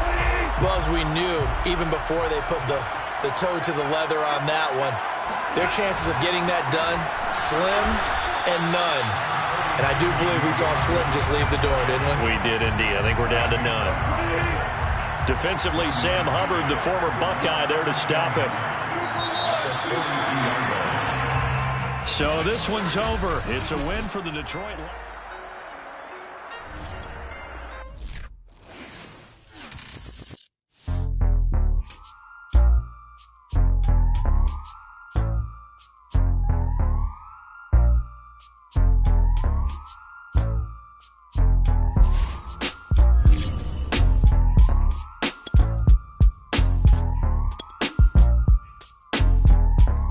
Choose the team you want to start your franchise with. Continue ahead to begin.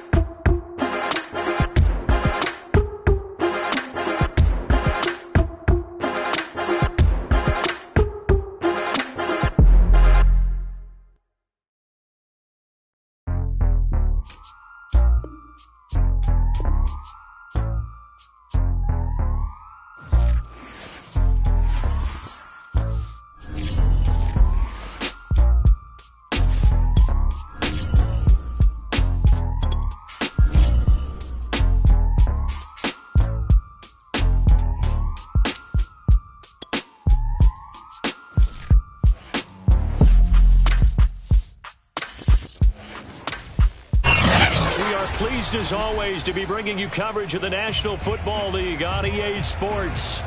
Today we've got a Week 6 matchup for you here between the Miami Dolphins and the Jacksonville Jaguars. Set to go now in Week 6 of the NFL season, and we are underway on EA Sports. Fielded just outside the goal line. And makes it across the 20 as his guys will set up shop at the 23-yard line.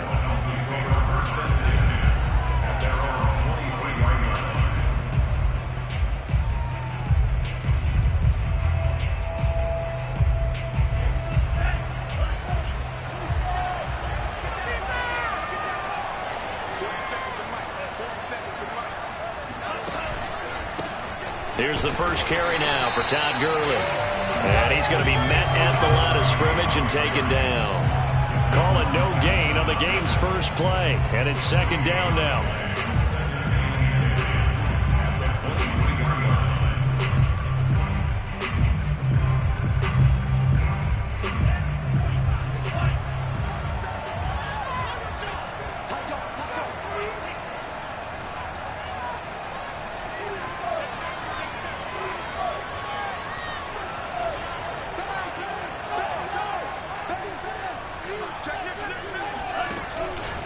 From the pistol, it's Gurley.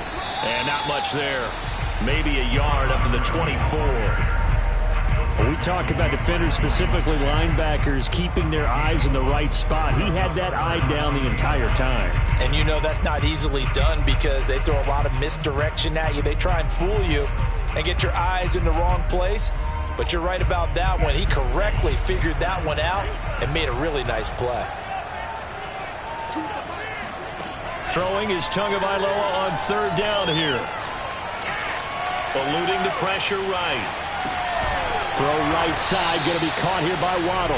And he's not going to sniff the first down here. He stopped at the 25. Good defense holds him to only a yard, and it'll be fourth down. So on fourth down, kicking it away here, Michael Pilardi. And he gets it away, a directional kick going toward the sideline. And no return possible here as they angle this one out of bounds.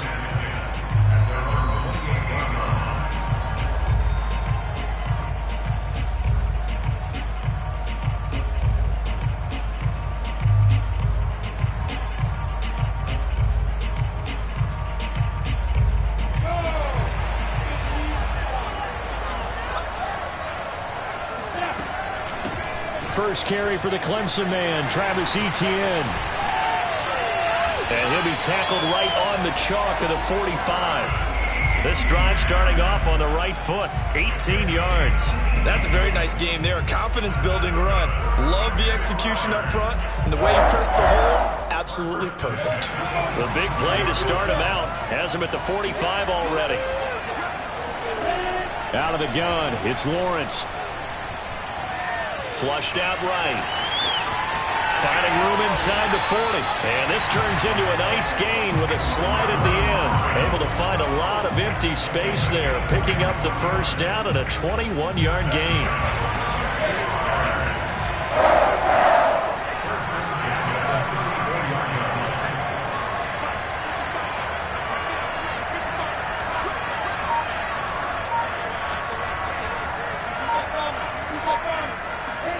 Play action. It's Lawrence. Escaping the pressure right. Oh, that's into double coverage and intercepted. Picked off by Jerome Baker. And he'll bring it all the way back just a yard or two shy of midfield. A young quarterback, Charles, rolling to his right. I know he's right-handed, but is that one that maybe a veteran sticks in his pocket? I think so, but you have to remember with young quarterbacks, it may take a few years before they get all the stuff out of them that they did earlier in their career or even in their college days when they were used to being dominant. In this case, the NFL veteran defense ended up winning the battle. The Dolphins at the line ready for their next drive. 3-2, their record through the first 5 games of the year as they got the victory last week. It's still early, just October, but what have you seen from these guys so far? Well, what I've seen is a team that's still figuring out all their pieces because they've got some new faces from a year ago, add in some new draft picks, Sometimes it takes a month or so before you really start to gel as a team and for those players to figure out their roles. But right now, I see them starting to elevate. Throwing again on 2nd and 10. Tua. And this one complete to Will Fuller. And they'll get him down as he's inside the 40. 13 yards on his first catch. It's a first down as well.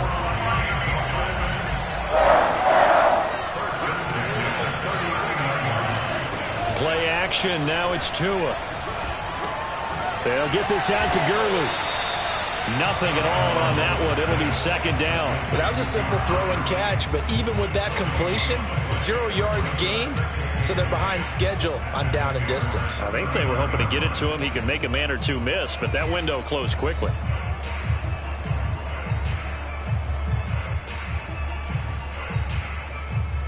Less than a minute to go here in a scoreless first quarter to this point. Tua to throw again. That's going to be caught by Waddle. And brought down, but not before they're inside the 25. Second catch for him today, and it'll wind up a first down. Miami's receivers had the second fewest yards of any receiving group in 2020, and the fewest yards in run after catch as well. Jalen Waddle, he might solve both of those problems. Taking 6th overall, he picks up a first down right there. Throwing on first down, but this one winds up to be incomplete. He was looking for Todd Crilly, and it's 2nd down. They've given up a few first downs on this drive, but getting the incompletion there, that should give them something to build on and maybe turn the tide.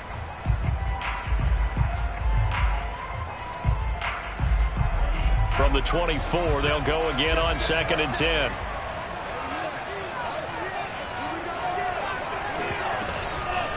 Here's Crilly now out of the gun. And give him about 3 as he gets it down to the 22-yard line.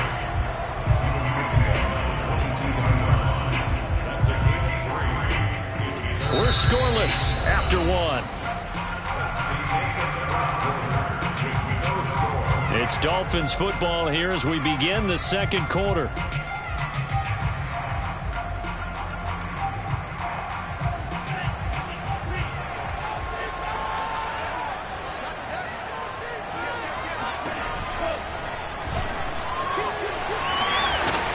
Down inside the 15, shy of the 10. The decision to keep it turns out to be a good one. 11 yards in the first down.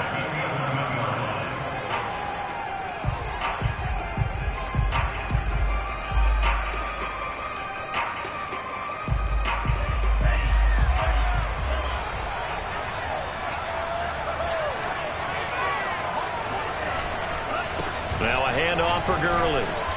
And able to get him inside the 5 here, just inside the 5 to about the 4. 7 yards on the pickup there, and it'll leave him with a 2nd and 3.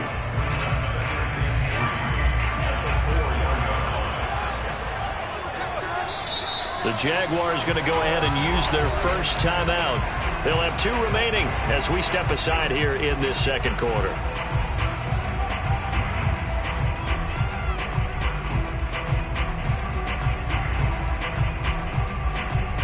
Second down, ball on the 3. First down marker at the 1-yard line. On the handoff, it's Crilly. And he'll be brought down right on the edge of the goal line at about the 1-yard line. It's a 3-yard pickup, and that sets up a 1st and goal. I think they like this drive a little bit better there, partner. Running game helping out, picking up some of the slack. Because remember, the last drive they went 3 and out. Tua going to run the sneak. Trying to run inside, but nothing there. No gain there as he kept it himself at 2nd down.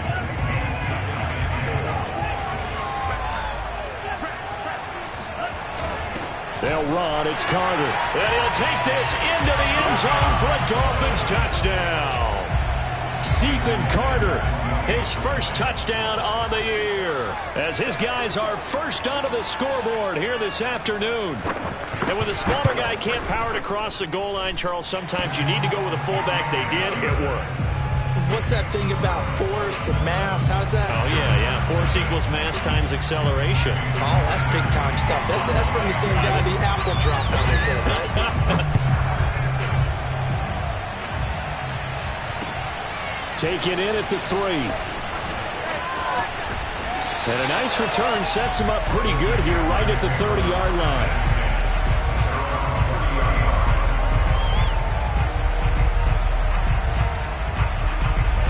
Jaguars come to the line to start their next drive. And they have the game here followed by the open date on their calendar next weekend. And Charles, this is a crew that you have to think really is relishing the opportunity to be on the couch for a few days.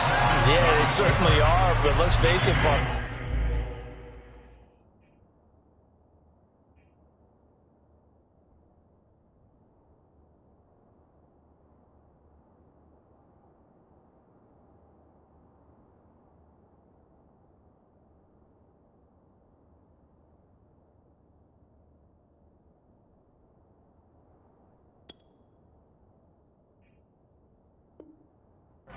They can't get caught looking ahead to that couch time while they're playing this one.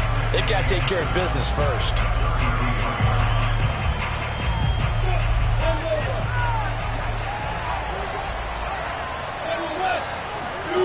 To throw again on second down. Lawrence. He'll get this out to the flat for ETN. No gain on that one, and it's going to bring up a third down. As a defense, you're more balanced when you're in zone coverage because you're able to keep your eyes on the quarterback and see the play develop in front of you. They're able to keep the quick pass in front of them and stop it right at the line of scrimmage. On third down, Lawrence. Brought in here by Tyler Eifert. And he will have a Jaguars first down as they're able to get the third down conversion. His first catch, and it's a pretty big one. They get the conversion on third down.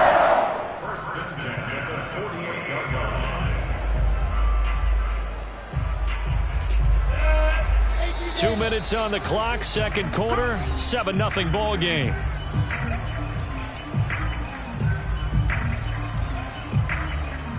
Coming up at halftime, I'll go from one personality, that's you, Charles Davis, to another one in Orlando, the coach. He'll have stats and scores from around the NFL. The pressure gets to Lawrence, and he'll go down. Javon Hargrave, the D tackle, getting the sack. Well, I think that time he just maybe held on to it a little too long, CD, because after a couple of seconds in this league, you know those defenders are coming. And how many times do we talk about complementary football? And we usually talk about, does the offense help the defense? Does the defense help the offense? I think in this case, does the quarterback help out his offensive line? You only have a certain amount of time to get rid of the football. They can only do so much. On this play, he took them to the limits.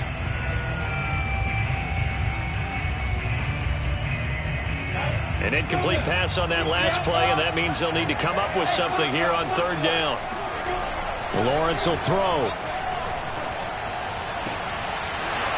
And that's going to be incomplete. The contact there enough to jar that ball free, and it brings up fourth down.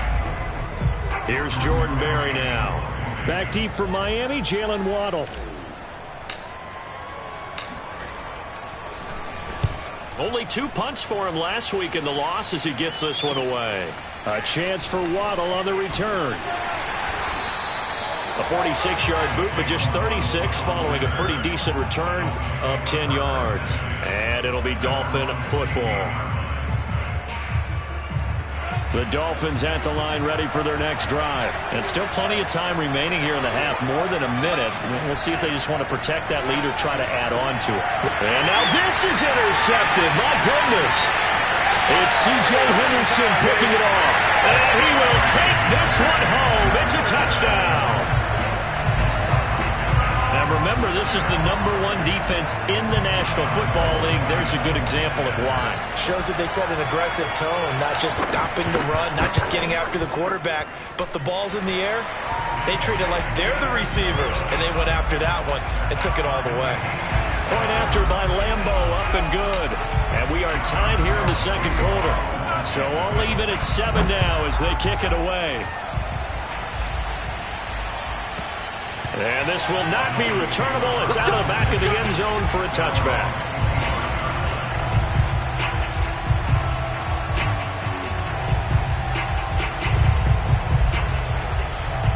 The Dolphins at the line ready for their next drive. Tie ball game, still a little more than a minute to go in the half. The question, can they put something together here, try to take that lead into intermission? I would have to think that would be the goal for sure. I don't think you sit on anything here. Here's your opportunity. Push it downfield. As you mentioned, it's a tie game. So minus a disaster on your part, you've got that in your back pocket. Go ahead and try to get some points and feel great going into the half. Got a man open. That's Devontae Parker, complete. Now the Dolphins going to burn the first of their timeouts as the clock will stop with 37 seconds to play in this first half. Back-to-back good plays have them on the move on first down.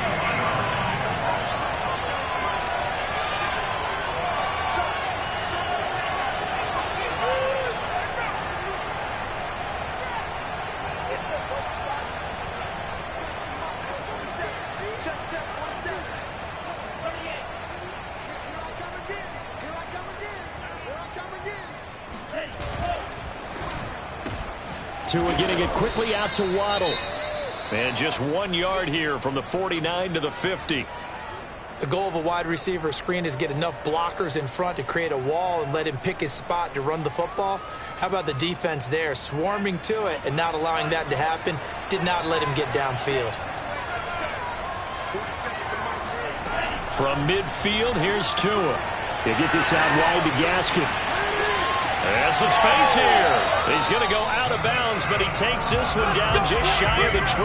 That'll wind up a gain of 27 on the catch and run. I tell you what, it looks like he's shaking off that pick six just fine. It's not just defensive backs that have to have short memories. Quarterbacks utilize that as well. A much more confident throw right there.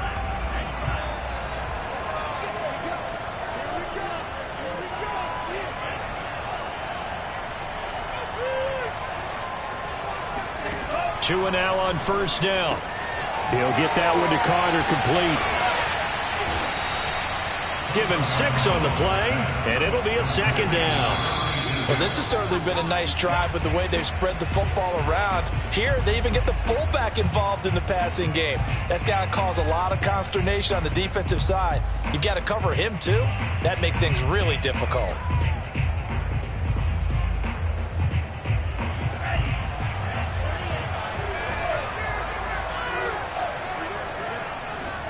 Tua setting up shop to throw again. Flush to his right. Got a man. It's Waddle, complete. Now whistles and a timeout with 3 seconds left in the first half.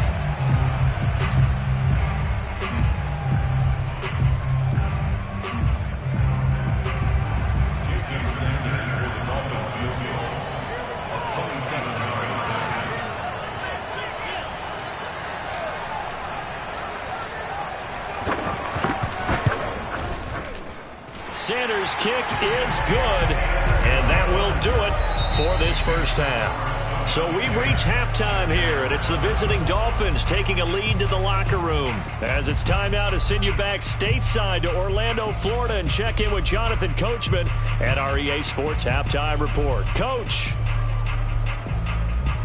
Thank you, sir. A field goal separates these two teams as we come back for this second half. As they say here in London, all to play for as we are back underway in the second half. And that'll carry over the back line of the end zone for a touchback.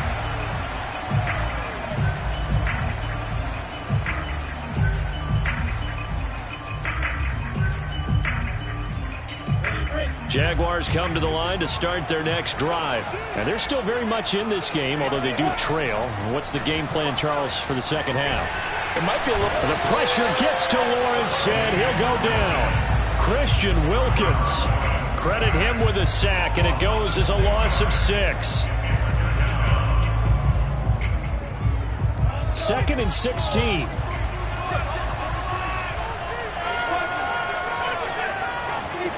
Another try after the first down sack. Lawrence eluding the pressure right. On the run, he'll let this go deep right side. He's got a man, complete. Touchdown Jaguars. DJ Chark, 81 yards. And the Jaguars on just 2 plays have taken the lead.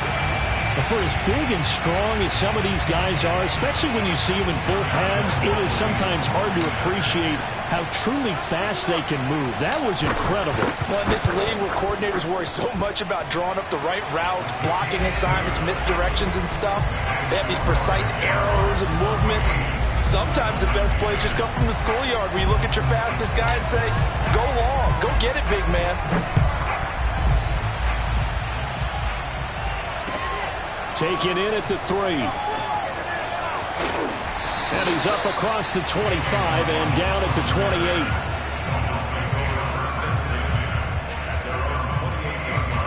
The Dolphins at the line ready for their next drive. And they'll be working from behind now following the touchdown a moment ago on the opening drive of the half. I think the guys right now, as they go out on offense, they're zeroing in on one big key. They don't have to do anything differently just because they're down on the scoreboard now. The intent, still the same in what they plan to do on offense. So now they'll come up on 2nd and 10, once again from the 28. Looking to pass. Tua.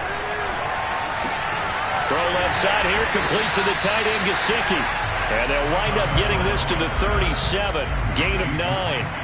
9 yards, not quite enough, and they'll be left now with 3rd and 1.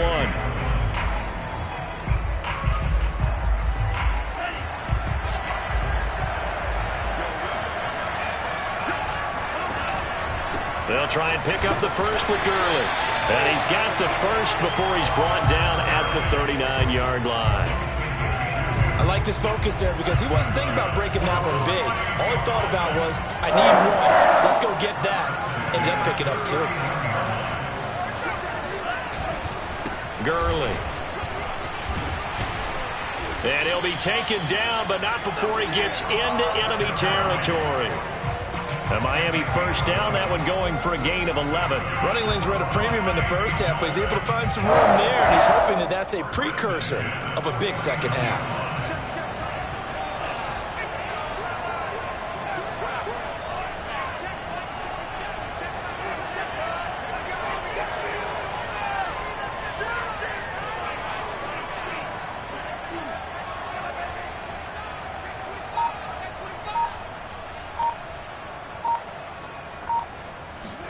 They fake the handoff. Now Tua. He's going to air one out.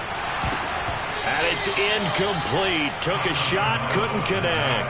You get the sense that they're saying we're not playing up to what we're capable of, and we're deep enough into the game that the early jitters are long gone, that they should now have some sense of continuity and be able to make some of these plays that they have not been doing so far.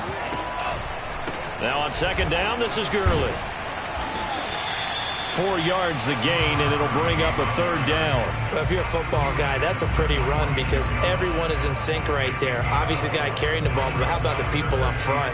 Leverage, athleticism, they created some nice space for him. And they'll need the 39 here for a first. This is 3rd down.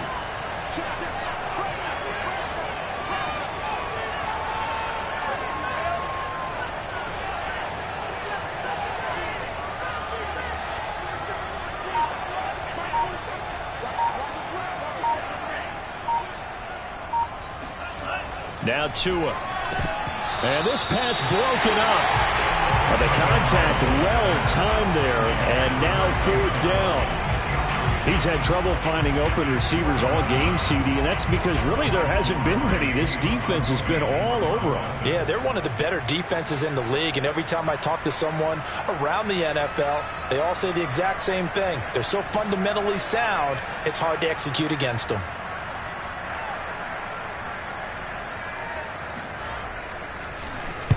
First kick, 47. This one looks good as well. This one will sail out of bounds. It'll depend on the spot here. And the side judge says that went out at the 7-yard line. Let's go old school there. That's absolutely a great coffin corner punt. Someone's put some time in working on that, hasn't he? Seems like every year these guys get better and better. It's amazing how they can command that football through the air. Yeah, they used to actually practice with hula hoops where they place them and try and put them there. Now a lot of guys use barrels on the sidelines to try and put the football in one. And he'll be hit and dropped for a loss at the 5-yard line. The job of any linebacker involves having enough strength to fight off a blocker and get to ball carriers. But in this case, I think we can safely say he beat him right off the snap to get into the backfield and make that play.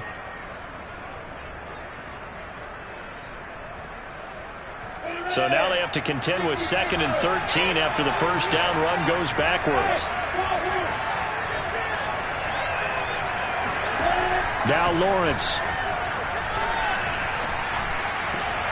Over the middle, hauled in by Shark. And able to get it across the 20 before they get to him. Second catch for him today, and it'll wind up a first down. First and 10 at the 23-yard line.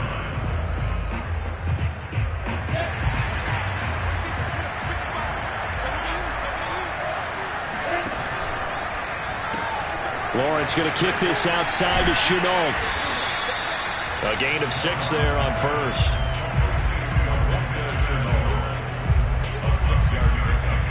Second and 4.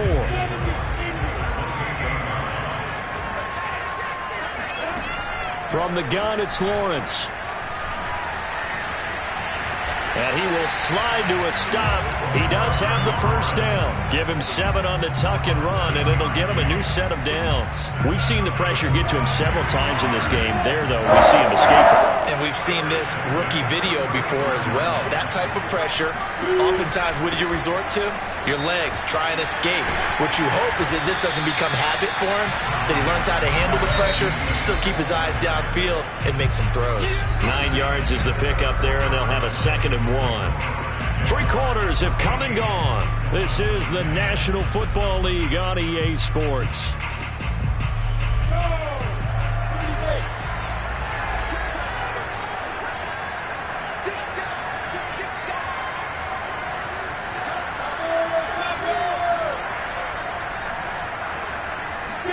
On play action, Lawrence.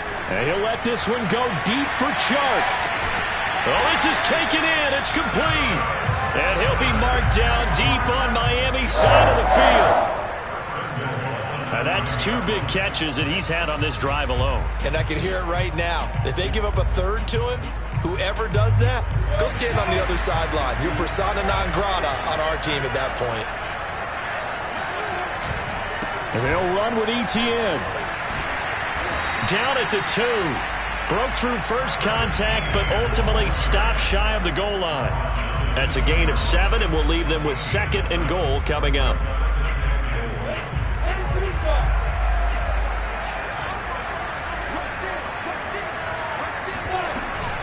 Once more, Etienne. And the avenue collapsed for him as he's going to be held up short of the goal line. They're held again, and do we have a goal line stand brewing? It's 3rd and goal.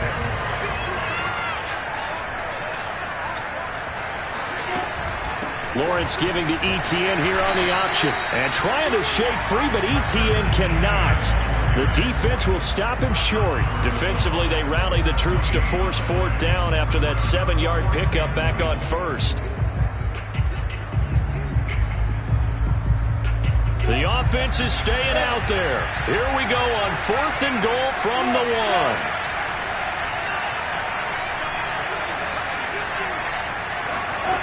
And they'll try and throw for it with Lawrence. It's complete. Swings it out to his running back. And he is not going to be able to get away as they swarm him for a loss shy of the goal line. They stop him up short on 4th and goal from the 1. And the Dolphins celebrate their goal line stand.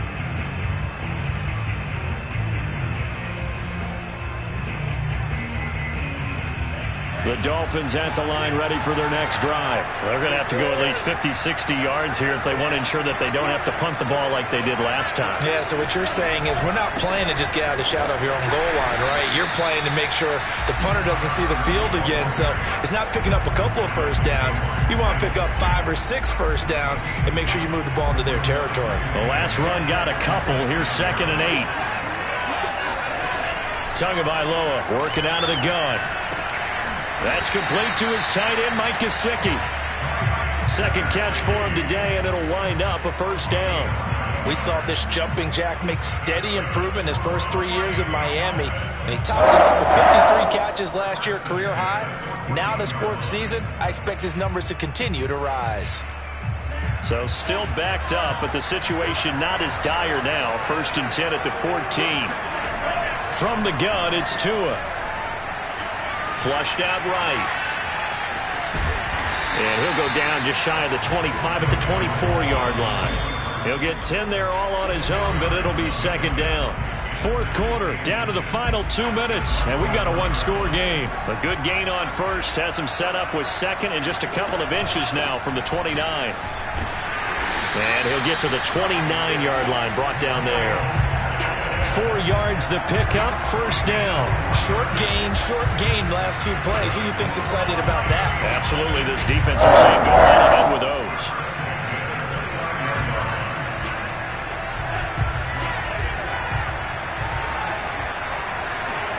Tagovailoa escaping the pressure, and he can't get a throw off. He's taken down. What a huge play at this point in the game. Josh Allen in there to drop him as that clock continues to run. So that complicates things a bit here. 18 yards to go now on 2nd down. Tua to throw. He's got to complete to Waddle. Now the Dolphins going to burn the first of their timeouts as they get the stoppage with just over a minute to go in the game. The Jaguars going to go ahead and use their first timeout. That'll leave them with 2 remaining. We'll be back after this.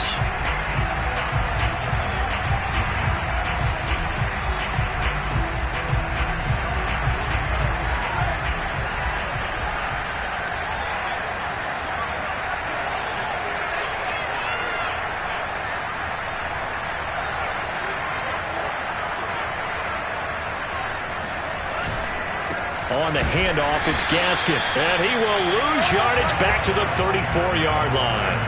Tough sledding. They lose a yard there on 3rd. No daylight for him to run through there, and he ran into the defensive tackle, and that guy blocks a whole lot of daylight as it is. He is truly a big man who just made a big play. And able to find Gesicki as tight end.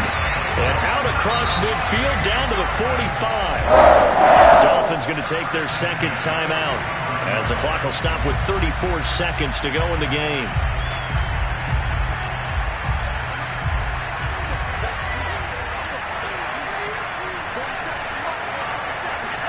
Tua. They'll get this out to Gurley. It'll be a gain of 6, and it'll bring up a 2nd down.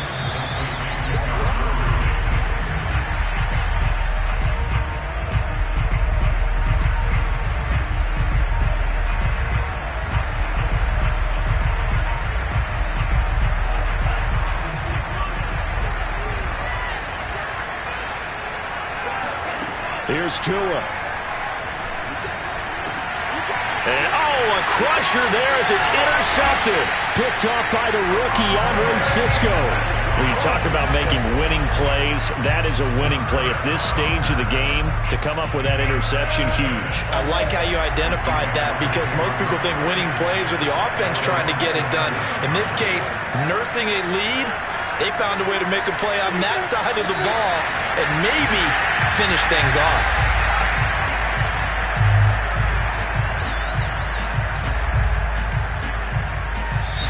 So this will be a win for Jacksonville. And it was their defense that really made the statement after the break. They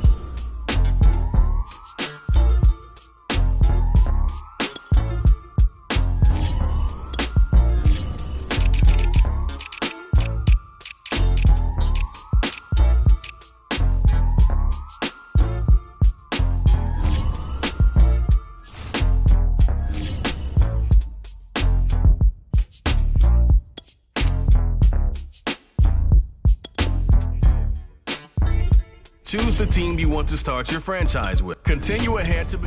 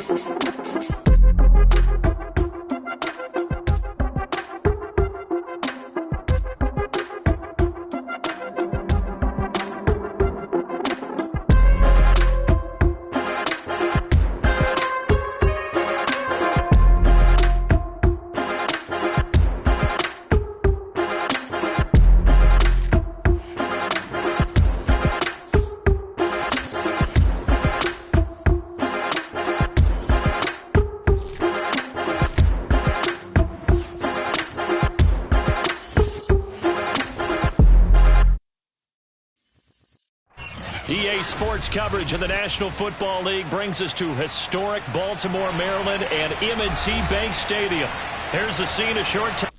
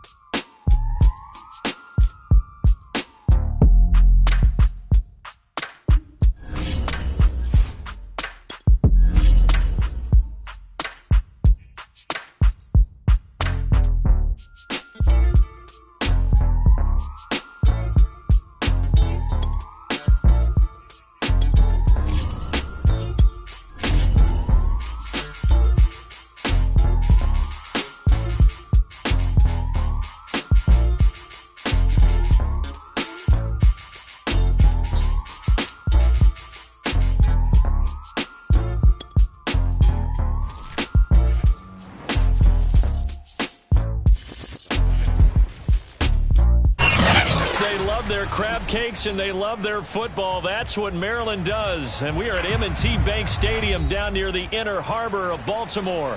The two teams emerging from their respective tunnels a minute ago to the approval of this Baltimore crowd. They're all set as their Ravens will match up with the Cincinnati Bengals. Getting toward the halfway point of the NFL season, Week 7 is underway on EA Sports. On the return, Devin Duvernay. And he'll be stopped up at the 25.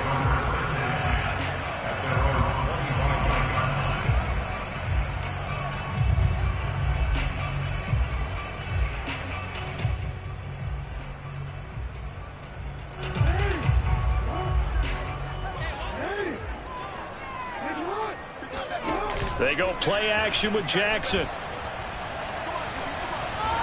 Buying time to his left.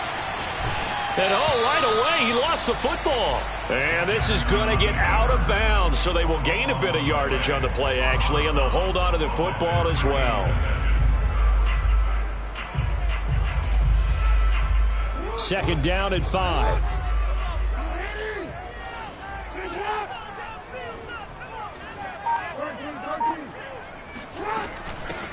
First carry for the former Buckeye, J.K. Dobbins. And he's going to have a Ravens first down as he's able to get this up to the 37-yard line. Call it a gain of 7, and it gets him a new set of downs. First and 10 at the 37-yard line. Line of scrimmage, the 37 on first and 10. Off the play fake to Dobbins. Here's Jackson. Catch is made by Marquise Brown. And he's going to be out of bounds right at midfield. That one good for 13 and a Raven first down.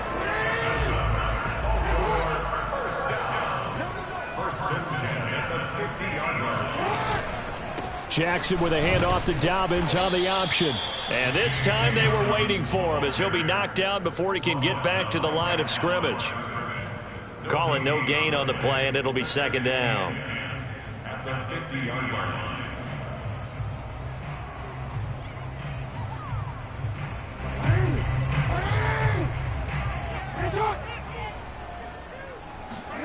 Off the play fake, here's Jackson. That ball caught. It's Mike Andrews, the tight end. Let's not quibble about the gain there on second down. That was a positive play because that was a take-what-you-can-get situation.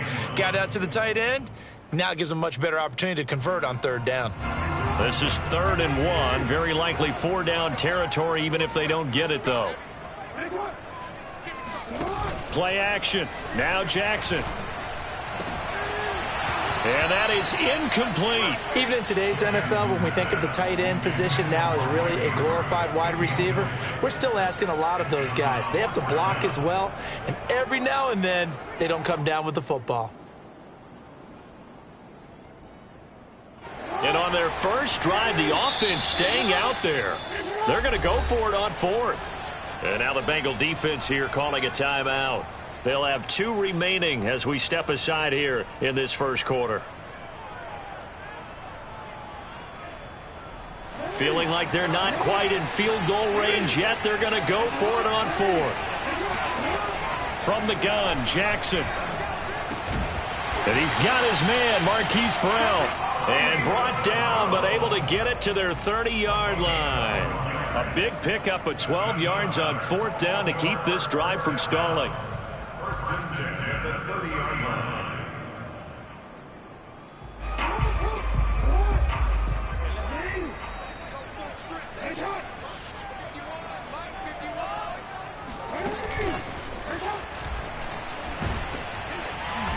And he'll take this down just shy of the 25-yard line.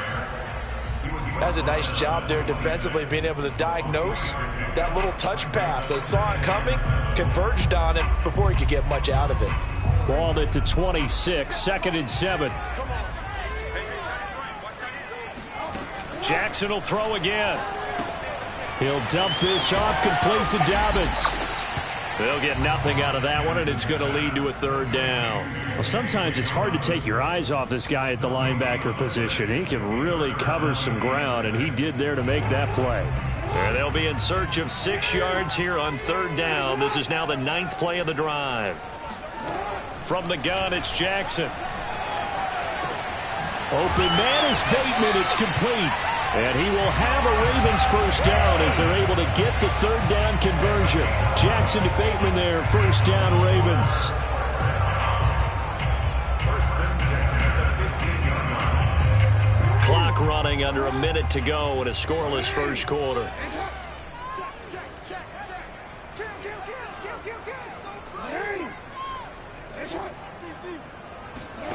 From the red zone now, here's Jackson on first down. And this is going to be intercepted. Picked off by the former first-rounder Trey Waynes. Well, that is a quick lesson on how difficult this defense is to throw. And now, as with every potential turnover, they're going to take a second look at this just to make sure. The thing that they'll be looking at is a spot of the football, and this is always such a tough one for officials to get exactly right. Not just because of how fast the game's going, but just trying to get the right sight line to the football. That's not always easy. We'll see what they decide here.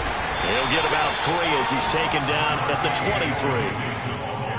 Yeah, I don't know if it's exactly a win-win, but if you're on offense, you'll take that kind of a run, all right? It was kind of stacked up, found a little bit of yardage, and frankly, they're pretty close to staying on schedule on offense. The playbook is still open for the coordinator.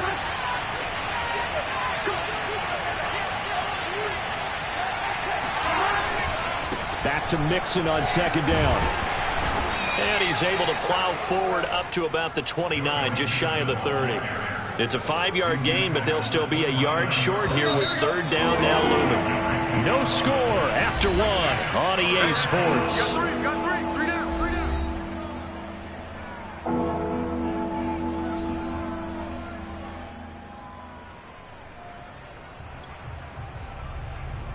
Heavy set out there on 3rd and 1.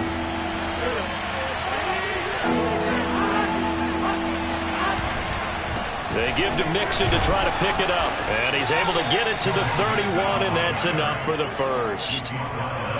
Well, after an interception, last thing you want to do is go 3 and out, give the ball right back. They avoided that. Yeah, you definitely do not want to do that. I remember in college I played with a really big-time player on defense.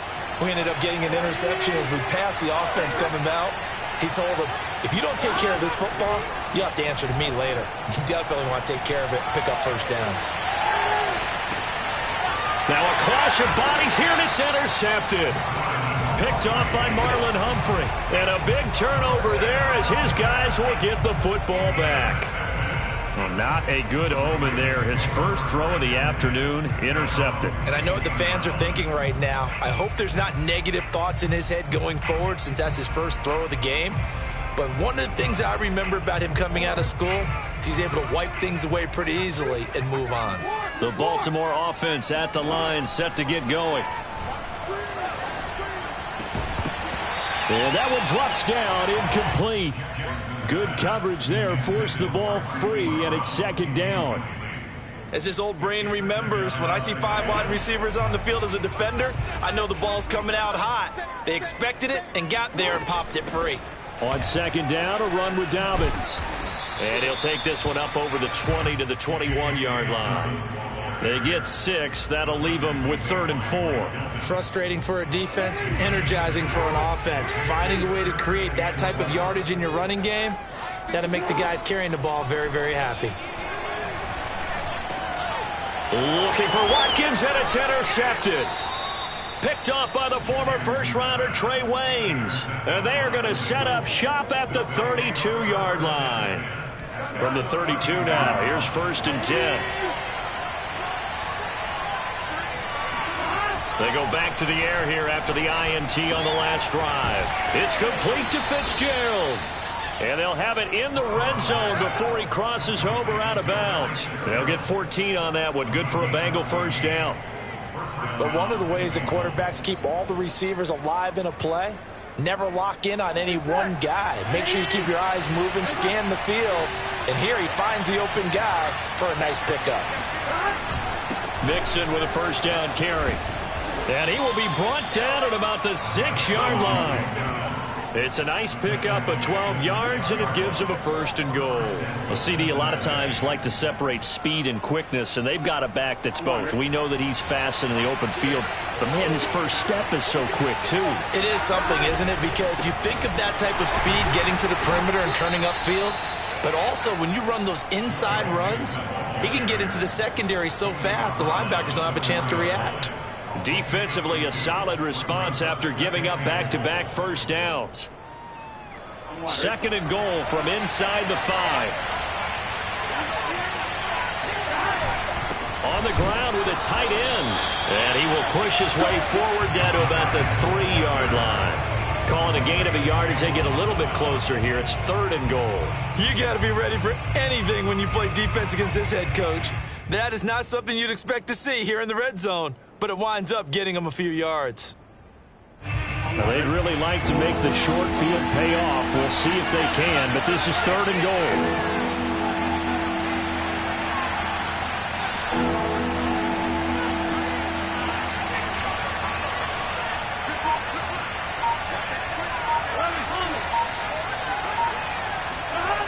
Now Burrow. To Mixon on the check down. Touchdown! Joe Mixon, his 6th touchdown of the season, as his guys are first onto the scoreboard here this afternoon. Getting your back involved, what's the importance there in the passing game? Well, oftentimes you can create mismatches because who's going to cover him, and you get him into space, which is where he likes to operate with the ball in his hand. Makes people miss, gets that run after the catch, and off he goes. And into the end zone. The kicking team out now for the Bengals as they'll send this one away. This fielded right at the goal line. And taken down just past the 20 at about the 21-yard line.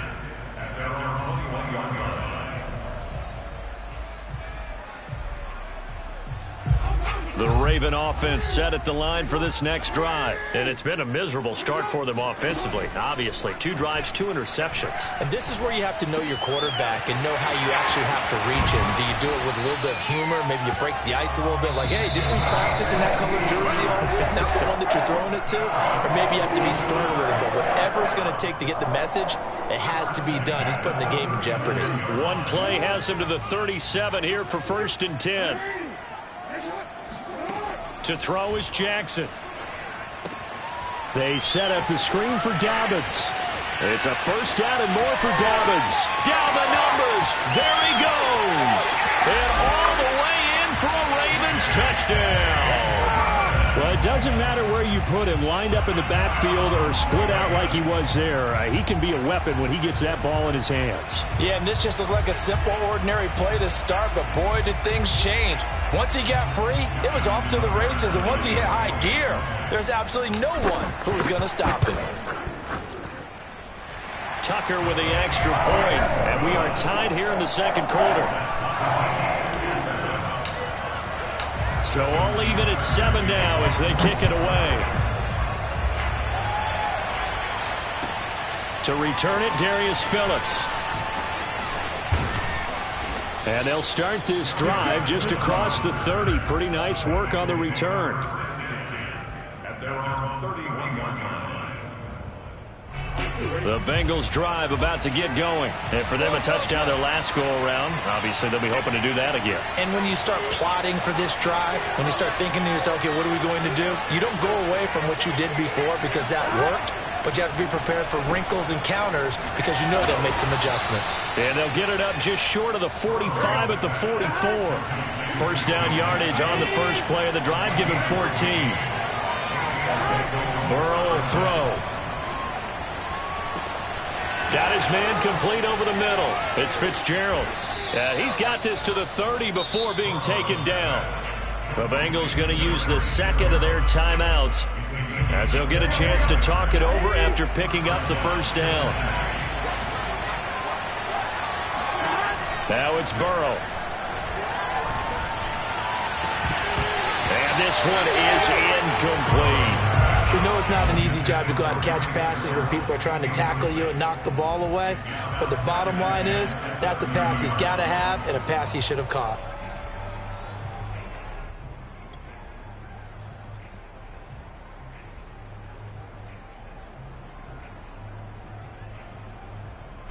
Ball on the 30 as they come up 2nd and 10.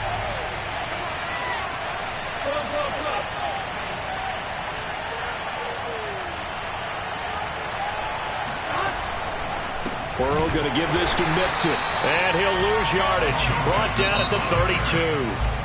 Now the Ravens going to use one of their timeouts. It's just their first, so they'll have 2 remaining here before we get to halftime.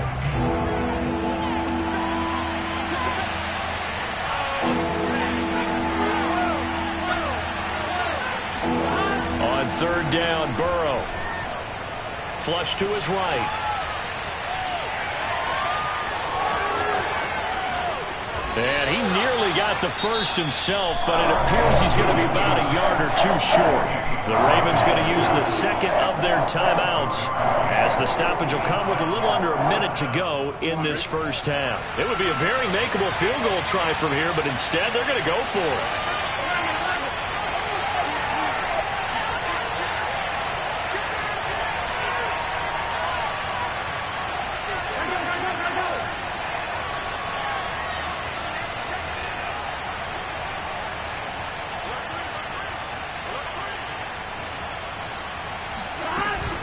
They run for it with Mixon, and he picks up the first down yardage as he takes this one down to the 15. A solid pickup of 5 and a very solid 4th down conversion, and defensively pure frustration. From the red zone now, here's Burrow, first down. That's caught by his tight end, Uzomah. And he will reach the 5-yard line before going out of bounds. They picked up 5 yards last time. Now they double it and get 10 here.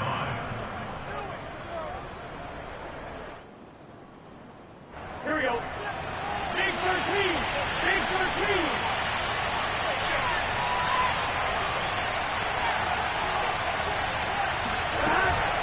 Burrow giving it to Mixon on the option. And he's going to press this one forward as they stop him right around the 1. Now the Bengals going to signal for their 3rd and final timeout as the stoppage will come with 23 seconds to go till halftime.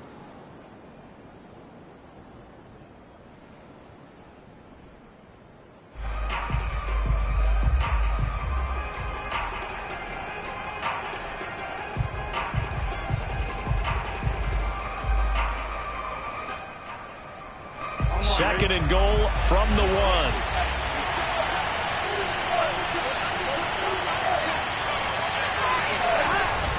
The carry here for the big tight end. And he will take it on in for a Bengals touchdown. Drew Sample, his 2nd touchdown on the season. And the Bengals have taken the lead.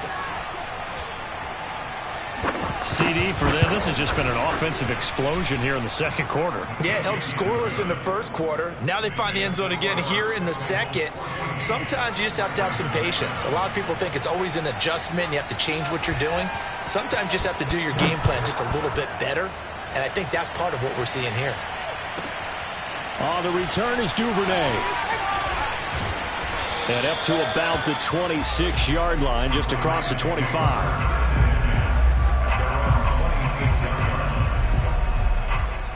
The Baltimore offense at the line, set to get going. And they'll take over with just 18 ticks remaining. They go play action now. Jackson. Dancing to his left.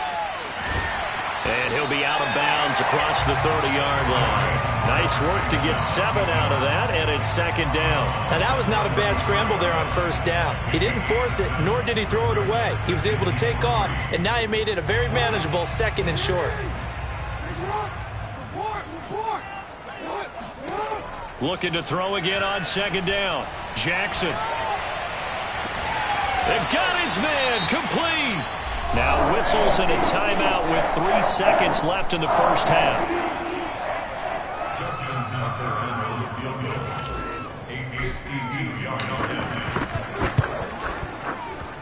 And Tucker's kick right there. It's good, and that will do it for this first half. So we have reached halftime here, and it's the visiting Bengals out in front. As we'll send you down the coast now to Orlando, that's where we find Jonathan Coachman, ready with our EA Sports Halftime Report. Coach.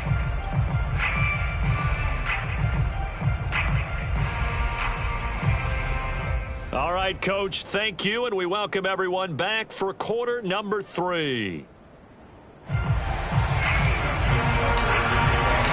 The Bengals set to receive. They have the lead and the football to begin quarter number 3.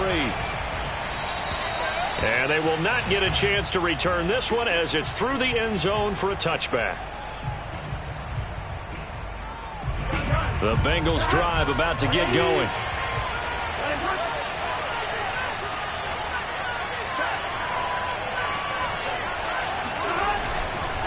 Mixon will get it to start the second half. And not much to speak of. Call it a 1-yard gain up to the 26. Danny Trevathan there to bring him down. Yeah, things were pretty stacked up there in the middle of the line. A lot of bodies, not much space. I think ultimately he was fortunate to get anything out of that run. Burrow on play action. And this throw incomplete. And the defender all over him that time, but it's going to lead to third down. This has certainly been a physical game so far. Limited scoring opportunities for both sides. And there's another chance that goes unfulfilled. After an incomplete pass on second down, that'll leave him trying to convert on 3rd and 9. Here's Burrow setting up to throw it. That's incomplete, but there is a flag down, so hang on. A big call coming on 3rd down. Well, the crowd doesn't like that. Was going to bring up 4th. Now it's 1st. They don't like it at all, do they? It brings them back into it, but really not in a positive way. Now they're angry. That can jangle a team a little bit as well. Pass interference ruined that series of downs for them. Now Burrow loses the football, and it's picked up by the Ravens. And his guys are going to take over at their own 48-yard line. So turnovers, Charles, you figure will be key in the second half, and that's a big giveaway there. Yeah, and as you and I both know, coaches are always preaching ball security, and none more often than right here in the second half of a tight football game. Now you've got to believe what the coaches are saying and take care of that football. After the fumble recovery, it's Jackson. Oh, Brown, a nice catch. And now look at this. Big gain, but a fumble. But this will get out of bounds, so possession will stay the same. Can almost see inside his face mask there the look of relief.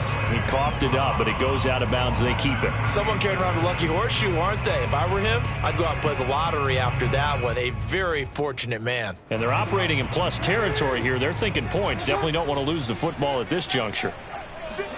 Play action. It's Jackson. Being chased out left. And oh, he coughed it up. And the Bengals have recovered it. So the turnover forced, and a wonderful job on a big return. And how about the convoy that got created to help him get all the way back upfield? I mean, that's the part that people miss on.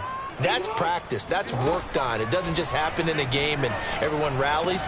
They discuss. And in for the Ravens touchdown. Mark Andrews. His 4th touchdown on the year. And the Ravens have retaken the lead. For good reason, quarterbacks want to get the ball to the perimeter to their wide receivers for big plays. But in this situation, it felt like, based on coverage, he knew that he wanted his tight end to have the football, and for good reason. Tucker able to connect on the extra point, and it's now 17-14.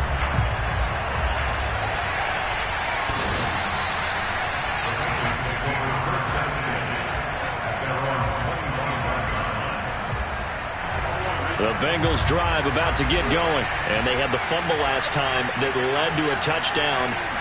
That's a no-no. We'll see what they do here this go-around. A big no-no. Put that in capital letters. Turning it over, the other team takes it down and scores. That can be a deflator for a football team. Now it's up to the offense to get back out on the field and pick things up. Well, they're out there. We'll see if they can pick those things back up. Now whistles and a flag, and I believe a Bengal got going a little early there.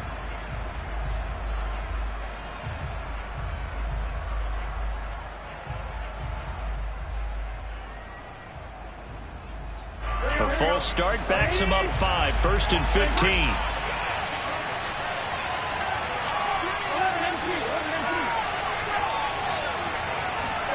Now it's Burrow.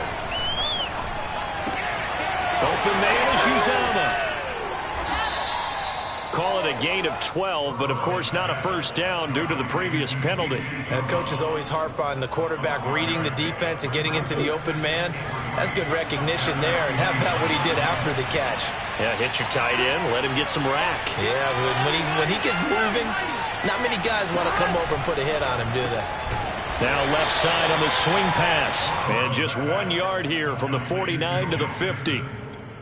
That might feel like a little bit of a lost opportunity there for the offense because the defense brought pressure that time. And sometimes against that, you can get it out to your running back, and it could turn into a big gain downfield. But what a nice job they did getting to him quickly and holding him to a short gain.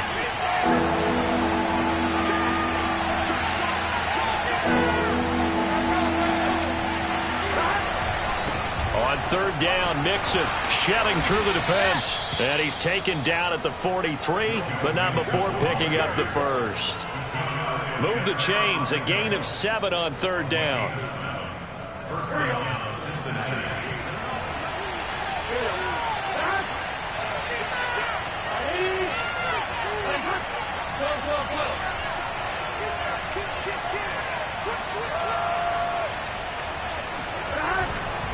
Now Joe Mixon. Just a yard on the 1st down carry, so it's 2nd and 9. No doubt about it. A really nice job there by the defense, not allowing him to get to the perimeter.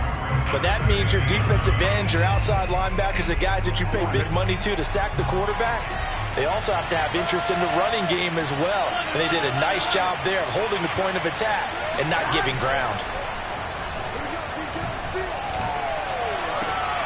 That's into a crowd and intercepted. Picked off by Marlon Humphrey. And they have the football and will take over at the 24-yard line. Well, NFL quarterbacks have learned the hard way. You're not going to get rich throwing against this guy. He's definitely too good. And this is now his 2nd interception of the ball game. And if I'm running the offense, I've got to tell my guys, you've got to go work on the other corner.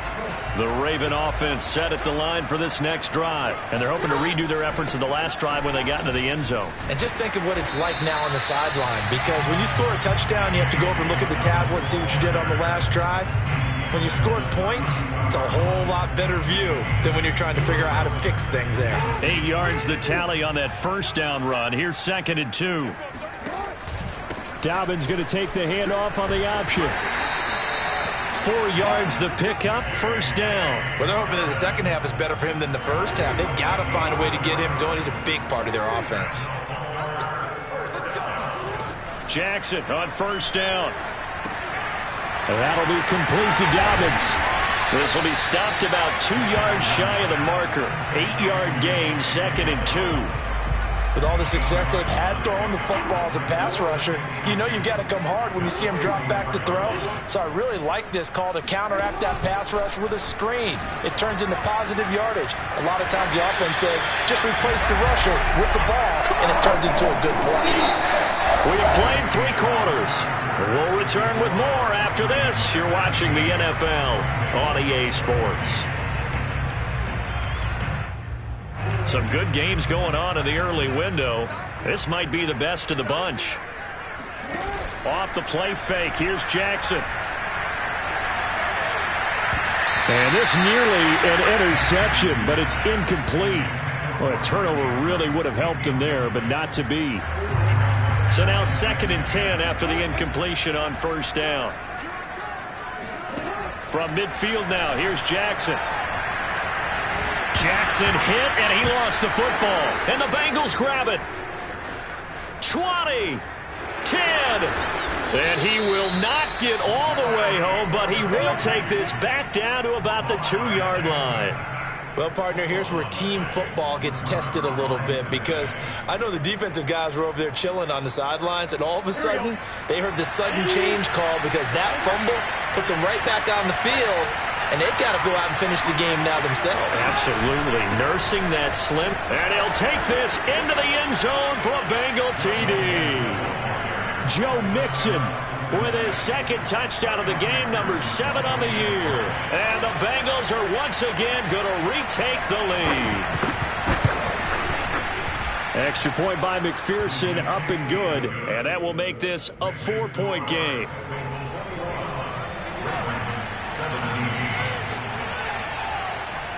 The kicking team out now for the Bengals as they'll send this one away.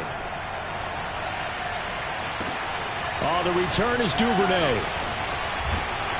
And he will make it to the 20-yard line and no further.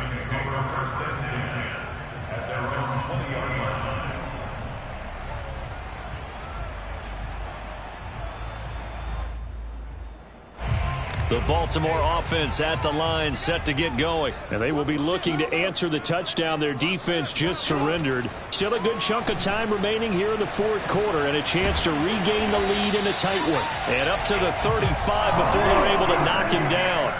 15 yards is the pickup there, and the drive starting very nicely. First down. Oh, for the 3rd time, Jackson going to be intercepted. Picked off by Mike Hilton. And he will bring it back. It's a pick 6 for a Bengals TD. And on that one, with 6 defensive backs, did he need to be more careful throwing the football? I mean, I guess obviously hindsight he did, but... Yeah, hindsight, but even in foresight, when you got 6 defensive backs on the field, you just know you're going to get multiple coverages. You're never sure what you're going to see. But the biggest one is you don't have much reaction time for your receivers to go get the football, because those guys, they're the best cover guys on the field. They go get it. And on that play, they took it the other way for 6 points. This taken in at the goal line. And not much happening on the return as he'll get this to about the 23. At their own 23-yard line. The Raven offense set at the line for this next drive. And we'll see if they can band back together after the pick 6. It hurt badly, but still within striking distance. A 2-score game with a good chunk of time on the clock. A gain of 6 there on first. Play action. Now Jackson. Forced out to his left. And he gets this up to the 34, out of bounds there. Late in the game, defense trying to avoid a big play. He's able to work out of the passing game, turn it into a run, pick up the first, and stop the clock as well. And you know, in this situation, everything is sped up. The intensity, the thinking, everyone's movement. But for a quarterback, he has to continue to be what we call a flatliner. Level in everything he does and read the clock, feel it in the pocket, and go at the appropriate time. 9 yards on the first down. Keeper it at 2nd and 1. Now a nice throw here right side. He hauls it in. And he is out of bounds inside the 35. 23 yards the pickup there. Well, every drive from here out is definitely crucial and critical. They know that they need to get at least 3 here to get it back to a 1-score game. But I can't imagine that in their huddle, that they're thinking at all about getting a field goal. They want to get into the end zone and then try and get the ball back again. And he will lose yardage back to the 34-yard line. He was unable to shake free there, and they'll cover him for a loss of a yard. Throwing again on second down. Jackson. He gets this underneath to Dobbins, and he works it to the 30-yard line here, right at the 30. A gain of 4 on the play, and that's going to bring up a third down. Now Jackson. Yeah, that one's going to be knocked away and incomplete. Trey Waynes, the Michigan State man, right there in coverage. Well, he leads the NFL in interceptions and nearly added to that total. Got his hand on it, couldn't quite corral it. It's been a Pro Bowl-type season for him, and the term ball hawk really comes into play, doesn't it? Yeah, I like that one a lot because teams want to avoid that type of a player, but sometimes you just can't. He just knows where the ball is. So he's been automatic to this point of the season, and he connects on the field goal there. And what a luxury it is to have a kicker you can depend upon, partner, because he hasn't missed all year long. Converts on that one as well. And kudos to you. You didn't jinx him. On the return, Phillips. And he won't quite make it to the 25.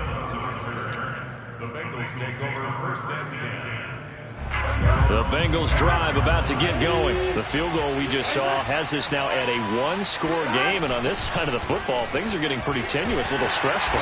Blood pressure up a little bit, you think? I think up a lot of it. Could you imagine taking the pulse right now? It might be like a jackhammer out there on that side of the ball, but here's what the deal is. I think what we've observed is a team that's been playing not to lose as opposed to playing to win. And they've got to get back to that, and that means opening things up again, being a little more free in what they're trying to get done on offense. 4 yards on the completion, and it sets up a third down. Fourth quarter, down to the final 2 minutes, and we've got a one-score game.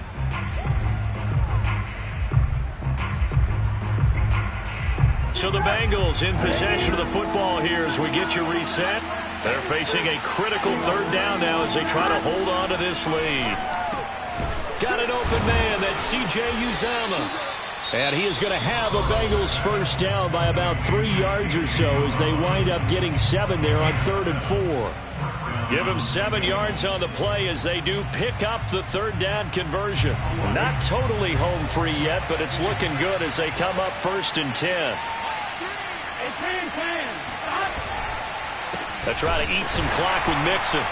And I think this defense knew what was coming as he is smothered behind the line. And now we're going to get a timeout defensively. So another stop, 1:50 left in the football game. 2nd and 12.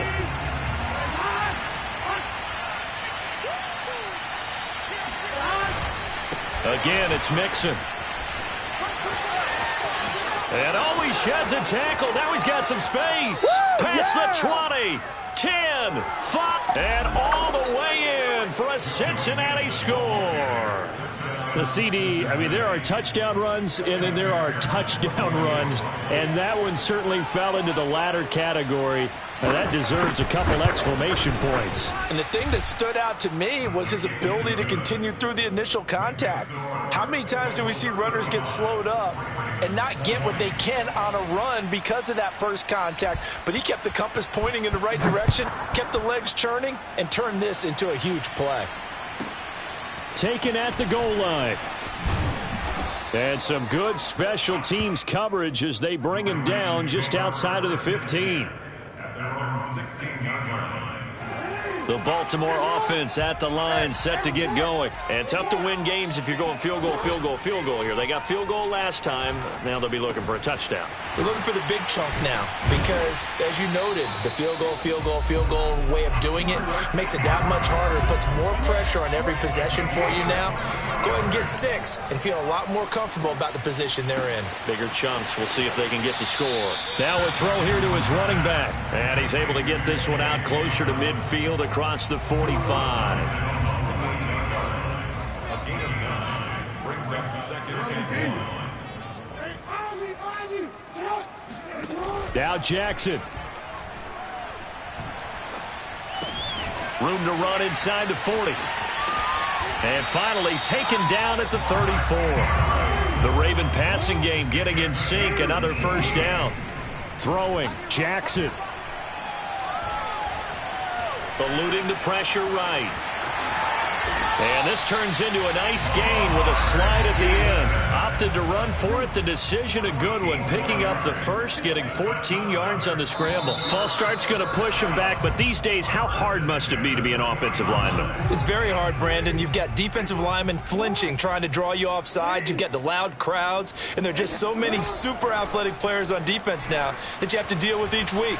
But through it all, these guys just sit in there for 4 quarters and slug it out. And he is into the end zone for the touchdown. So they still need a miracle with a clock where it's at, but they get one piece to the puzzle done. Still have hope. Well, that was all Lamar Jackson all the time on that drive, both through the air and in the end with a touchdown run. Yeah, how about him doing things a little bit on the reverse side there, Brandon, because he softened him up throwing the football and opened up the running lanes. And when he gets a little bit of a sliver, he's gone. And that's exactly what he did there. And this is going to be recovered by the Bengals hands team. And they're going to hang on and win this game. Well, fourth quarter, they felt like they needed the football back. Unfortunately, they couldn't get it. And I know we brought analytics into the game, and someone has said here that the data says that when a team's expecting an onside kick, 80% of the time, the team expecting it, they do actually recover the ball, which is what we saw here. I just wonder if that number is much more of a anecdotal type of a number. Kind of like when the coaches tell us, well, when you score on special teams, 93% of the time you win the... And it'll be intercepted. Picked off by the Pro Bowler, Marcus Peters.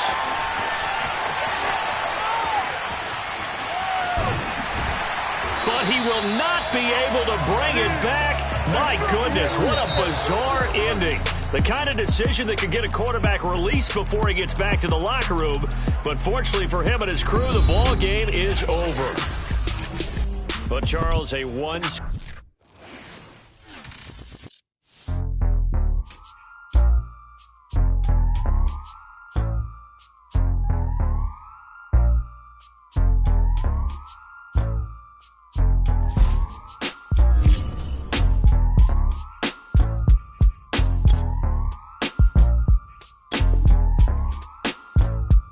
Choose the team you want to start your franchise with. Continue ahead to begin.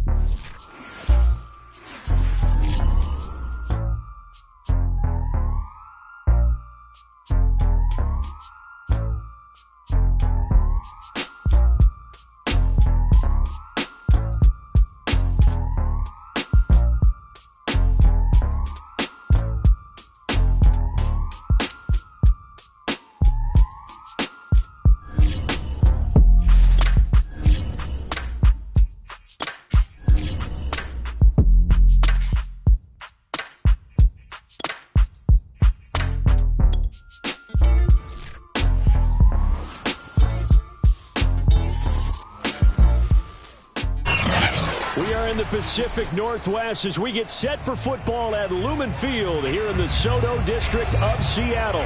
These folks love their football in Seattle. This was the scene a moment ago as the home squad came out of the tunnel, and it was just absolutely deafening in this building.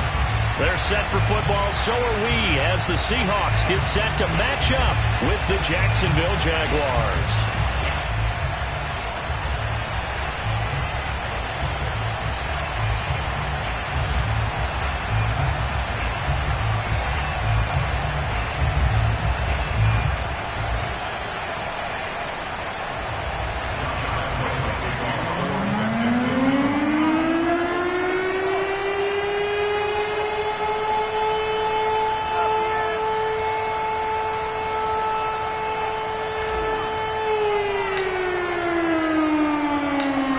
Closer toward the midway point of this NFL season, and we're underway on EA Sports.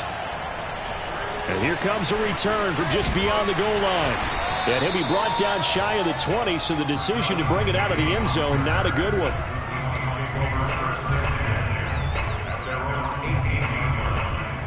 So from inside the 20, here's 1st and 10 at the 18. 47 is the mic. 47.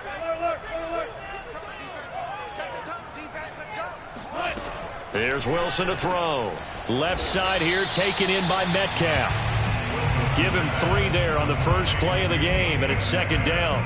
One thing we do know, he's going to get his catches. So as they move forward defensively, got to continue to focus on not giving up the big play when he does catch the ball in the secondary.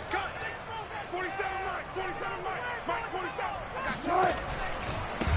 This is the Oklahoma State alum, Chris Carson. And he's going to get this one across the 30-yard line. 11 yards there and a 1st down for Seattle. We use the word relentless a lot with guys who are aggressive on the field. In this case, it really fits, doesn't it? How about his ability to break tackles and his feet never stop moving? 47 to Mike, 47. Check, 47. Time to go, night. Check, 14. Throwing now, Wilson on 1st down. And he'll be taken down, but not before he works it past the 50. Another nice gain. That's now 30 yards between those last 2 plays. So for this defense, a tall order ahead trying to defend against Russell Wilson. Charles, your keys for how they might go about keeping him in check? Well, before we even get to the keys, let's start with the problems he presents, because he feels pressure so well. He's got a great sixth sense, maybe even a 7th and 8. He knows where the pressure's coming from. He knows how to slide away from it, sometimes run away from it, and then he finds good throwing lanes to deliver downfield. So to me, it's that pressure inside, big, tall guys to make him try and throw over them and make his height work against him. They'll run on 1st down. Carson.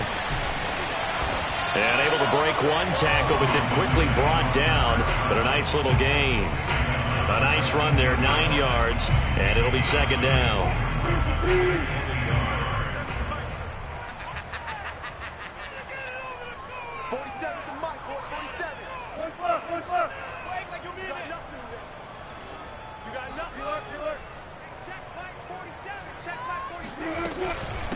This is Carson. And he is in for the Seattle touchdown. Chris Carson, his 9th touchdown of the season. And the Seahawks take the ball down the field and score on the opening drive. This is a crew that come out flat their last 2 games, both losses, but just judging by the energy level, they look different here early, and that touchdown shows how. Yeah, it seems to me that touchdown gets them off the treadmill. Because you've been on the treadmill. I've seen you work out. You go forever and ever, and it tells you you've gone somewhere, but you're really out here in the same spot. They've exchanged it for an escalator. Still got some hills to climb, but they can get there. These are good analogies. I run outside sometimes, though. Get some fresh air, a little sun on your face. A little wind in there. Yeah, that's right. The kick unit for the Seahawks out there on the field, and we are ready to rock. And a fair catch signaled for and taken successfully.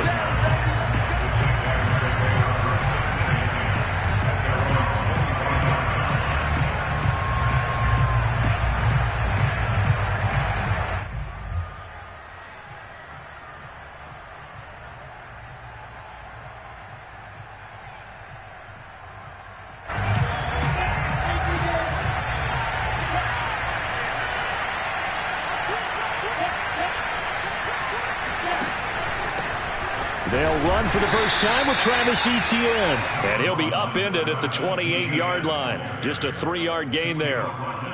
3 yards on the pickup there, and it'll be second down.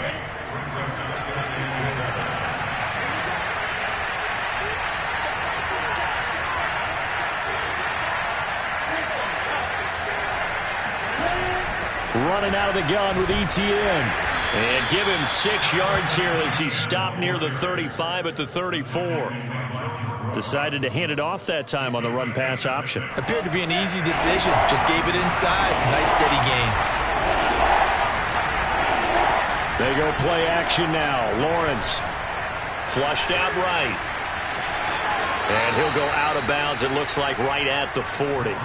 That's something you have to be aware of as a defense and have to find a way to account for him. And if you're not going to use a spy, you're telling your guys to keep your eyes on him, because when he breaks out and makes plays like that, all he does is hurt you. Have to at least be able to contain him somewhat. There they could not. On 1st and 10, it's Etienne. And he'll lose yardage on the play back at the 37-yard line. That's going to wind up a loss of a full 3 yards on first down.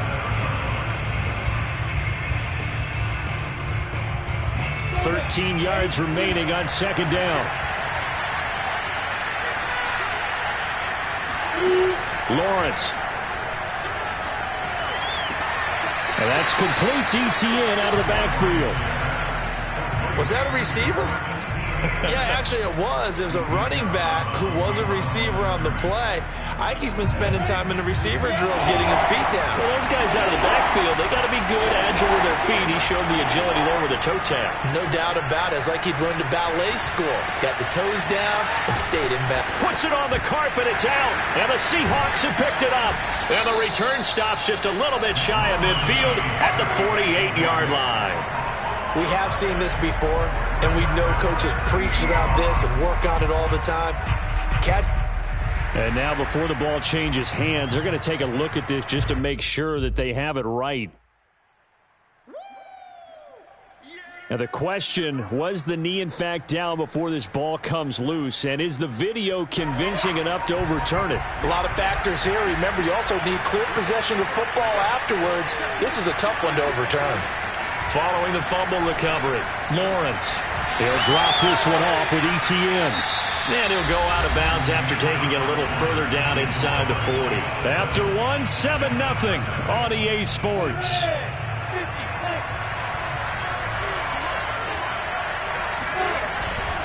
A give to Etienne running right. And he's going to get it down to the 33-yard line here. A gain of 5, good enough for the first down. So many teams want to throw the ball in this situation nowadays, but I love watching a team that has enough confidence to go ahead and run the football in that situation. That's almost a tendency breaker. And down he goes. They sack him back right around the 41-yard line. It seemed like he kept going through those progressions, and I thought he might dump that underneath, but he couldn't get rid of the football in time. And I have to wonder if he was thinking while he was back there, I wish there were a lot less progressions on this play, just someone that I can dump the ball to and get it out of my hands. Lawrence going to get this to Etienne. And he'll be brought down at the 27-yard line. A good pickup there, 13 yards as they get closer for third down. And that was yardage that they needed there after the sack on first down. They didn't get all of it back, but now they look at third down as a manageable situation, one that they have a much better chance of picking up. Escaping the pressure right, and he's left with no option here but to throw it away. Just what Seattle was hoping for. The coverage holds, and now fourth down.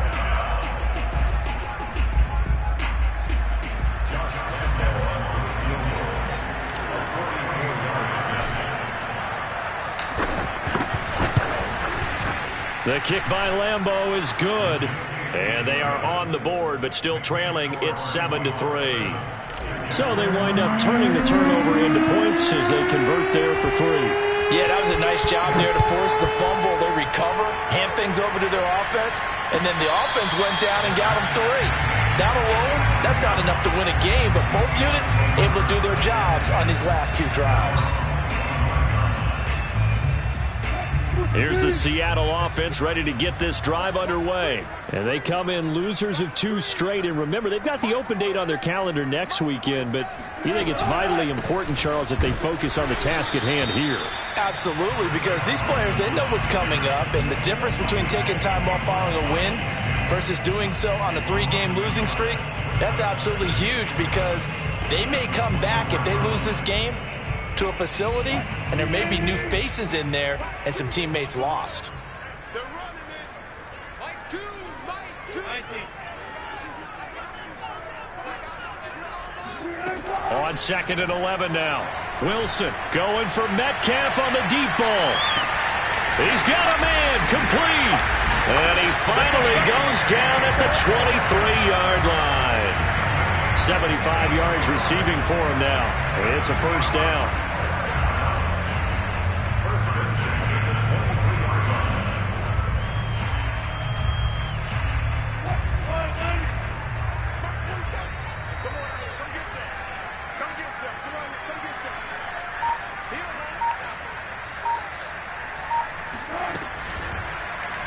Now they'll run the option to the short side left.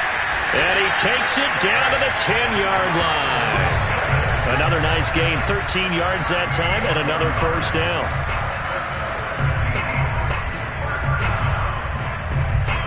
Two minutes to play in this first half, 7-3 our score.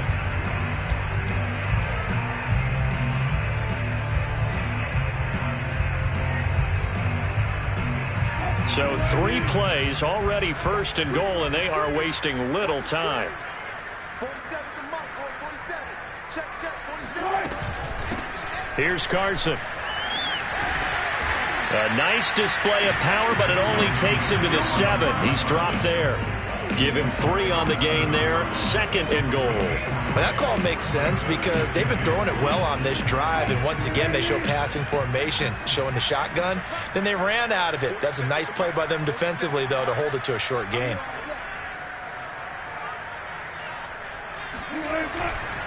They go back to Carson here on 2nd. And he will score. Touchdown, Seattle. Chris Carson, his 10th touchdown of the season, 2nd of the game. And the Seahawks add on to their lead. So it was the passing game that got him down here, but closer to the goal line, it's the running game that gets him home. Certainly appears that they lulled the defense into thinking that the passing game was going to be it the entire drive. Nice change up there going to the running game to get him over the goal line.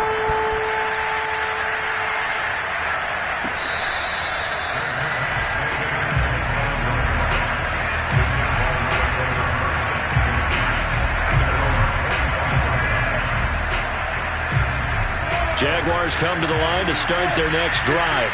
They trail now 14-3, an 11-point deficit as they start things out with a 1st and 10. Here's a throw, complete right side to start things out. He'll be dropped after a gain of about 6 across the 30 to the 31. A gain of 6 there on 1st. On 2nd down, a run with ETN. The Jaguars going to go ahead and use their first timeout. So as they take it over, we step aside. 1st and 10 here, and you know, if they could just get 3 out of this, something about whittling it to a 1-score game at half that might provide a psychological boost. And he can't find a receiver, and he's brought down. Now the Jags will use the 2nd of their timeouts as they'll stop it with just over a minute to go before halftime.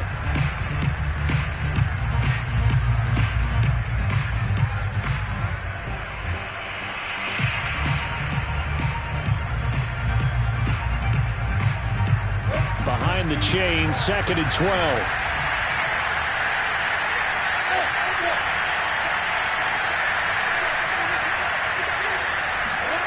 Another try after the first down sack. Lawrence. Flush to his right. And he'll slide to a halt here, still a little shy of the first down marker. They give him 10 that time as he was able to get away from the pressure and get a nice gain. Now Lawrence. The open man is Shark. It's complete. And he is going to have a Jags first down as they're able to get the 3rd down conversion. Well, that'll get them the first down as they get 9 yards out of that quick slant.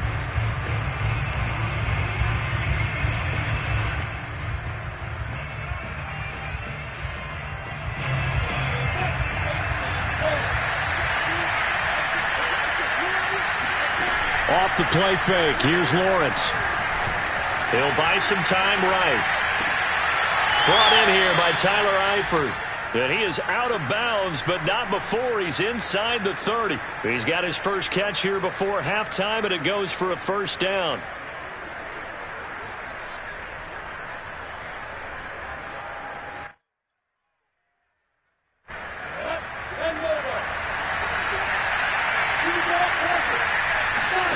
Now Lawrence. That's going to be caught. It's Chenault. Now a signal and a timeout call as it comes with 9 seconds to go in this first half of play. And this has been a nice answer to the touchdown drive against them a few minutes ago because they've come out and reestablished the tempo. A nice throw there, and they're putting together a very strong drive as a response. Lawrence will throw. They'll roll him out right. Toward the back corner of the end zone, but he could not get the feet down. This will wind up incomplete. His big tight end, Tyler Eifert, the intended receiver. But it'll be second and goal.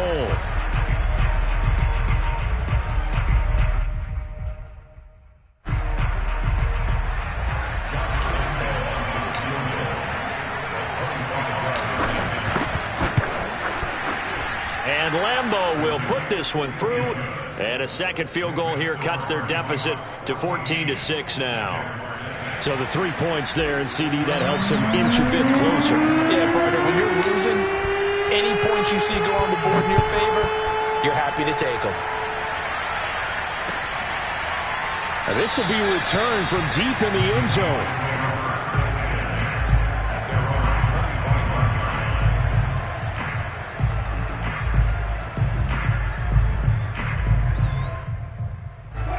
Coming to the line here to begin their next drive, the Seahawks offense. 1 second, all that remains. Final play of the half. It's Wilson. Into the secondary, past the 40. And all the way down to the 30. So we are at halftime here in downtown Seattle with the Seahawks out in front. As we'll send you back over to Orlando with our EA Sports Halftime Report, here's Jonathan Coachman. Both these teams going through their final adjustments before heading back out of the locker room. Time for us to go back out to Lumen Field, where we rejoin Brandon Gott. Okay, Coach, appreciate it. A one-touchdown game here as we get set to resume play in the second half. The Jaguars with work to do. They trail here as we are back underway on EA Sports. All day, baby, all day.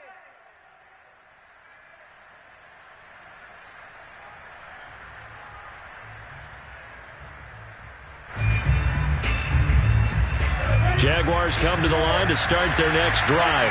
And they do trail, but they have a chance to possess the football first to try and do something about it.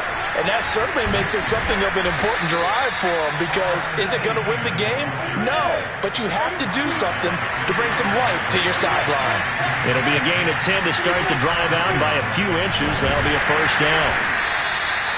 Credit him with a 1-yard gain there to make it 2nd and 9. Sometimes with the running game, you've just got to stick with it. Look, it's the third quarter, no time to panic.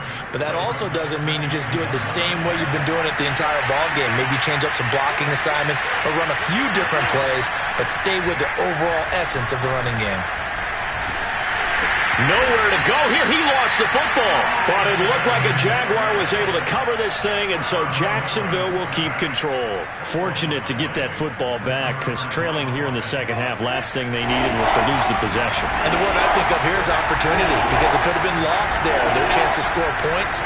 But the opportunity for the defense was to go ahead and really close this game down if they were able to get possession. Under pressure, and they got to him again. We've watched this a long time, and I still don't believe we get it. 3rd and long. Why are you calling play action? Because they're not going to bite defensively, right? No, not at all. I did have a coach explain to me years ago that for some teams, that's how they have to deal with pass protection and their line blocking. But to me, it seems silly. Yeah, well, they're silly, and it leads to a play-action sack. So a solid punt, but also a nice return there of 14 yards. And it'll be Seahawk football, 1st and 10. Here's the Seattle offense ready to get this drive underway. We have not seen much on offense from either side. These last few drives, it has been a struggle, hasn't it? Totally, and you're thinking to yourself right now, if you're on offense trying to get things figured out, okay, we self-scout every week on our game plan. How many things do we do at certain times? What are our tendencies?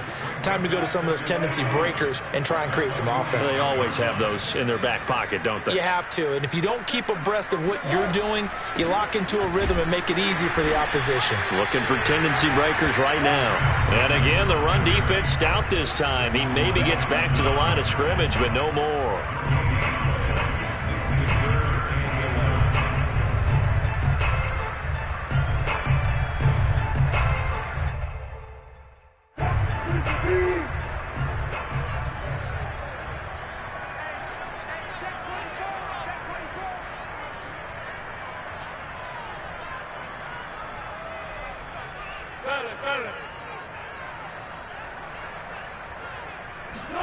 On 3rd down, Wilson. He'll find Metcalf. And they do get this across midfield to the 49, but a small consolation prize as he's well short of the first. The completion good for only 6, and that'll bring up 4th. Now here's Michael Dixon, as he should be able to pin him back deep here with his first punt.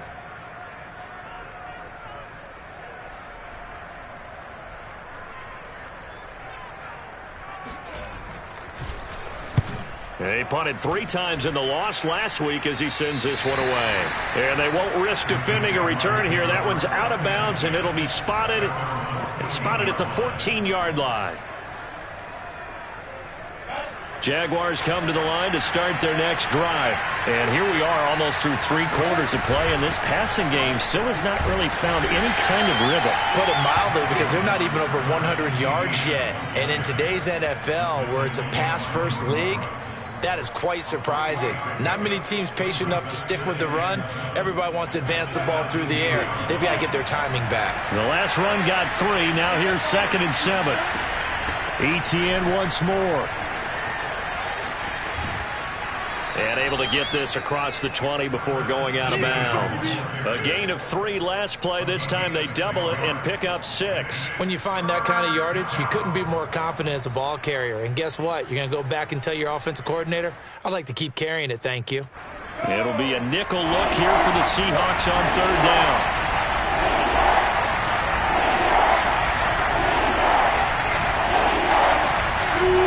Here's Lawrence. Eluding the pressure right. And he will slide to a stop. He does have the first down. Well, your QB's been sacked 4 times in the game already, and they're the holding goal. And you know darn well the offensive line coach is frustrated and upset that he's been hit that many times already. He doesn't really care that they hold now. Just don't let him get hit anymore. And this 3rd down looking very tough after the holding penalty. 3rd and long. Looking to throw, Lawrence. And this one into the hands of DJ Shark. And he will have a Jaguars first down as they're able to get the 3rd down conversion. 3 quarters in the books. We'll return with more after this. This is the NFL, and it's on EA Sports.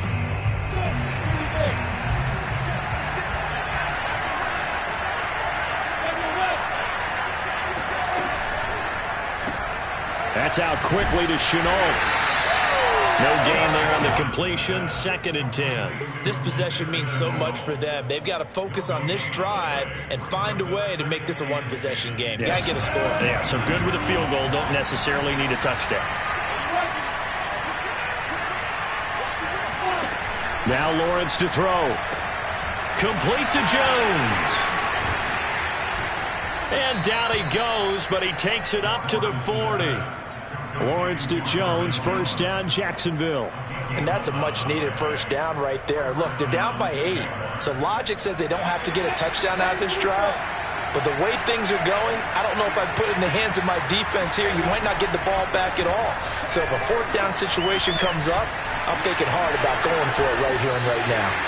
He'll get 8 on the scramble there. It'll be second and a couple. Well, he did a nice job keeping his eyes downfield, waiting for someone to get open. But once the pressure forced his eyes down to see the rush, it was time to make a break for it.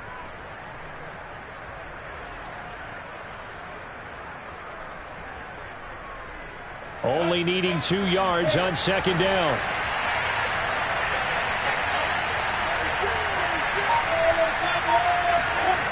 On play action, Lawrence. Looking for his tight end, Eifert, and it's intercepted. He's picked off at his own 46. And he will take this one home. It's a touchdown. That's the story of the game. They've been suffocating all game long on defense. They were suffocating there again in a big way. And they've done it not just by out-athleting them, which is often the case, but by being able to adjust to anything they tried to throw out and beating them to the punch each and every time. This was a defense that was well prepared. So they throw the pick six. They'll get another shot at it now as this one's in the air. From a yard or 2 deep, here comes a return. And he's up past the 20 to the 22-yard line.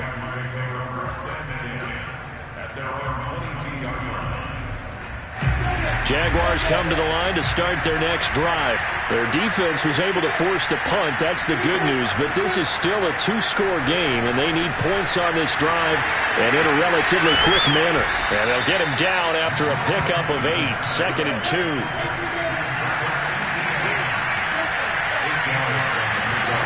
From the 30 on second down, Lawrence.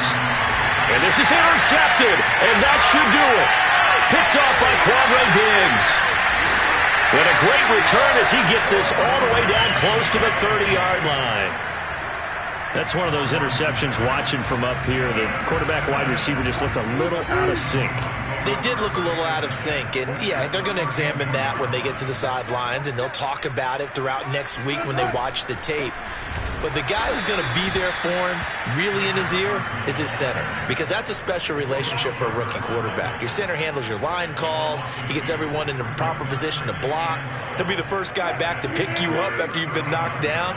And that's the guy you watch the extra film with and try and learn the league.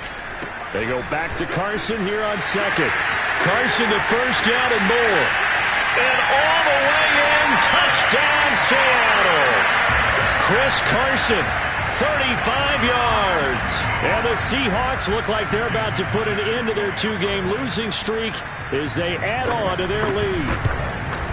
Trying to bust out of that losing funk, and these fans have to like this. All right, fellas, this is more like it. And I know that if this holds up after the game, they're going to give the fans a lot of credit being at home, getting the support. But you and I both know it goes deeper than that. They had to get it together in their own facility, look each other in the eye and say, okay, what's it going to take to break this losing streak? And they really came together with a good week of practice.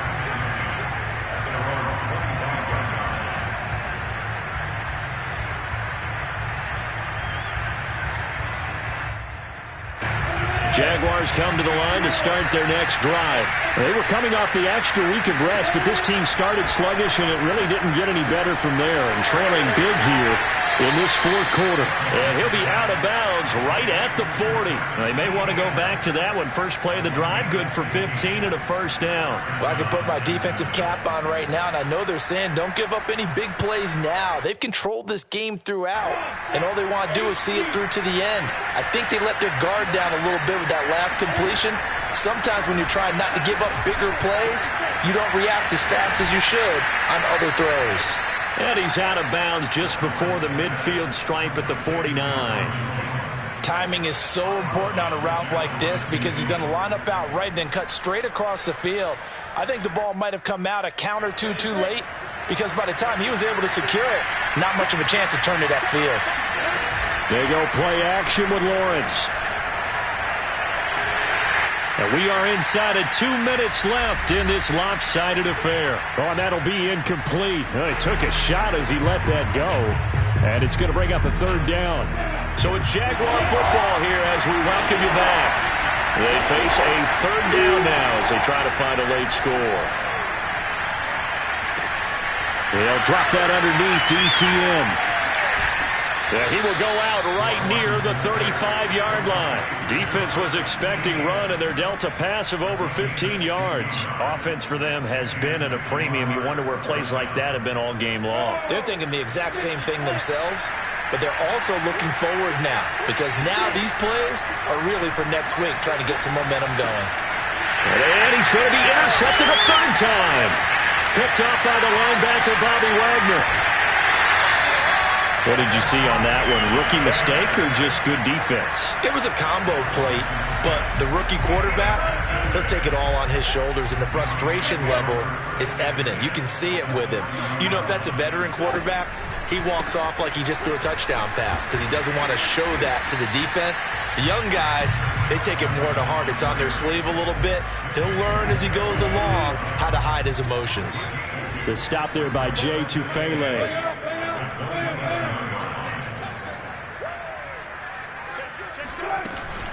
They go back to Carson here on second. And taking it to the 15-yard line before he's brought down. 94 yards rushing for him so far as his terrific season continues here. On first down, it's Carson. And this play gets blown up. They'll lose yardage. Back at the 17. 2 yards the loss, 2nd and 12.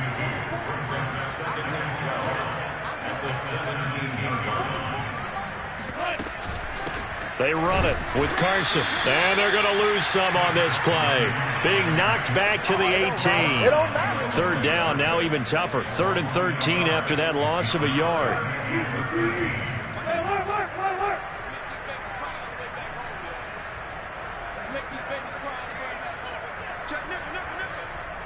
I think this is a free play for Wilson. And he is going to go down here, but we also have a penalty marker at the line of scrimmage. They may have jumped the gun. So they will accept the penalty and move forward. So the victory here for Seattle. And it was their defense that really made the statement after the break. They pitched the second half shutout. Yeah, think about...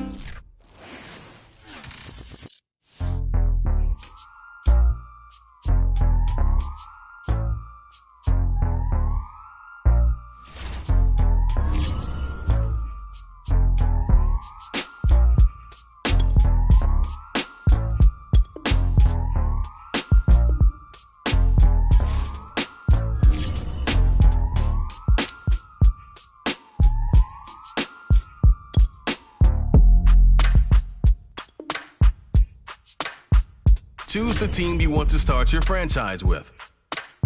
Continue ahead to begin your...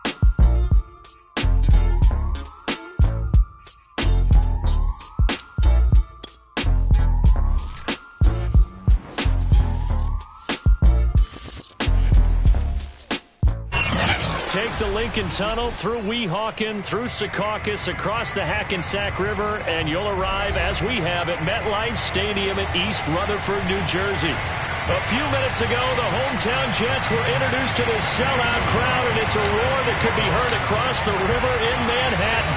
They're set to go as their Jets will match up with the Cincinnati Bengals. Here comes Darius Phillips out of the end zone, and they will elect to not bring this one out as our first drive.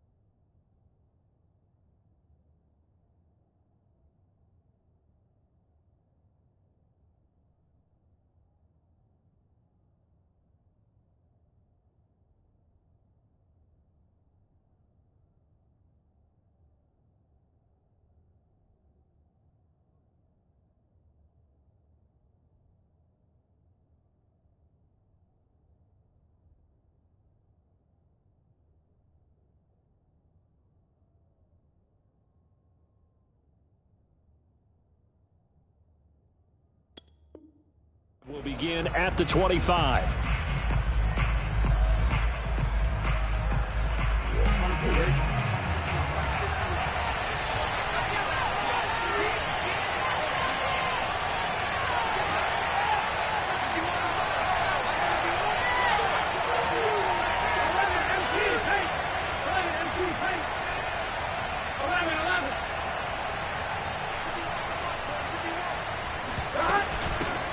The former second-round pick, this is Joe Mixon. And he gets this one just shy of the 40, down at the 39. First play of the drive, going for 14 and also going for a first down. Well, there's plenty of real estate for him to maneuver on that run, and let's face it shouldn't be a surprise. He's one of the better backs in the league. Had to come into this game with the idea, slow him down, otherwise it's going to be a long afternoon. And he'll be taken down, but not before he gets into enemy territory. It's a Bengal first down, a pickup of 11.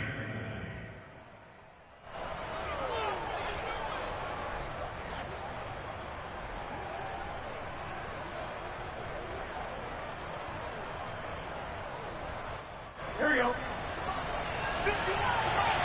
Here we go.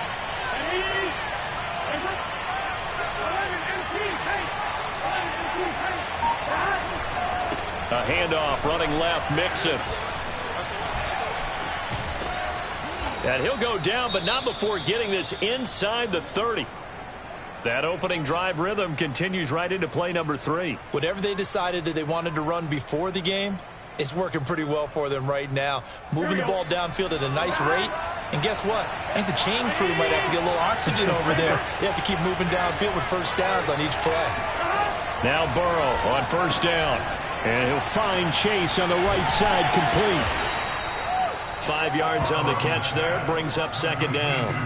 Nice methodical opening drive here. They're already in the field goal range. They're in a good spot. You know that people like to take a shot in this part of the field. But at the same time, as methodical as they've been, they might want to run the ball a little bit here too. Just on the outskirts of the red zone, they have options now. Either way, though, they've come out with a purpose. And he is going to lose yardage here. It'll go down as a 2-yard loss, and it brings up a third down. When a draw works, it can be a thing of beauty. But when it doesn't, Oh, it can be ugly. And in this case, loss of yardage ugly.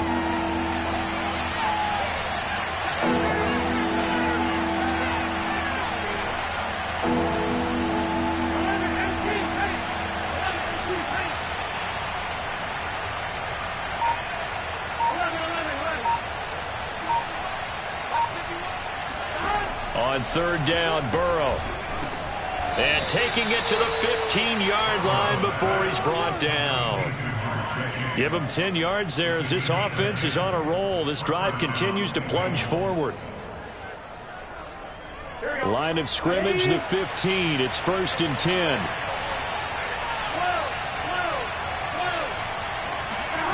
From the red zone now, they'll look to throw.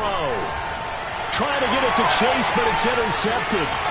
Marcus May with a pick. There he goes, left side. He's at the 30.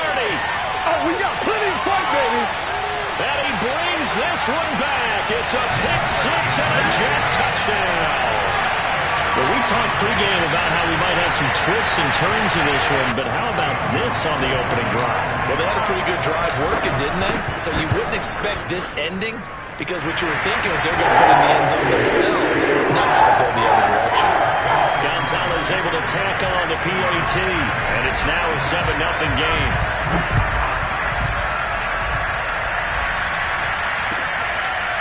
Here comes Darius Phillips out of the end zone.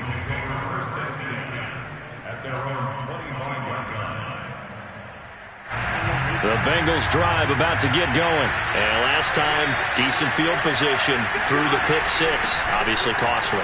But they can't afford to just bunker in now. All right, good field position means go ahead and attack on offense. Try and press the advantage a little bit. They just have to be better with the football on this possession. So the last one didn't bother you too much last time? No, because it's exactly what you're supposed to do. You can't have good field position, not try to take advantage of it. Sometimes the defense makes a good play, too. On 2nd and 12, Burrow. They'll set up the screen here to Mixon. And he got blown up on that play. Back at the 20.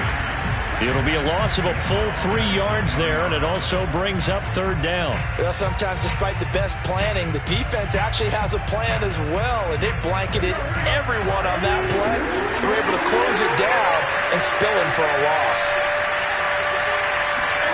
Now on 3rd and long, they'll look to throw. And he's going to have to eat this one as down he goes.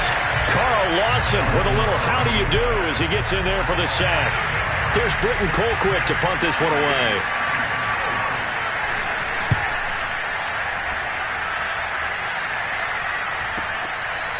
And they call it 38 yards on the punt, no return. And the Jets will take over 1st and 10.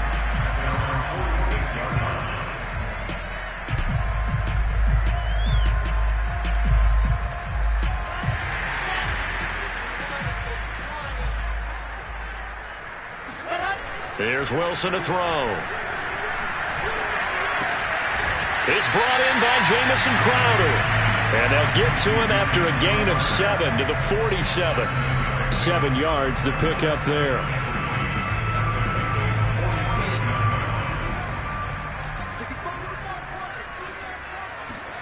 They go play action with Wilson. Steps away to his left. And he'll go down inside the 35. That was an excellent job of recognizing the situation. His first read wasn't there. Heck, his second read wasn't there. But he bought himself a little extra time scrambling out of the pocket, got to the sticks, and picked up the 1st down. After 7-0 on EA Sports. They'll throw on 1st down with Wilson.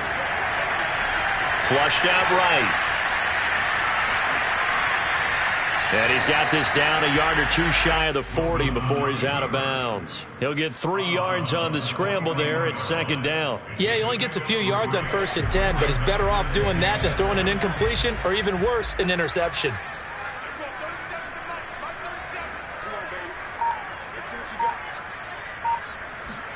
To throw again on 2nd down. Finds Corey Davis. And he is out of bounds, but not before he's inside the 30. Wilson on the hook up to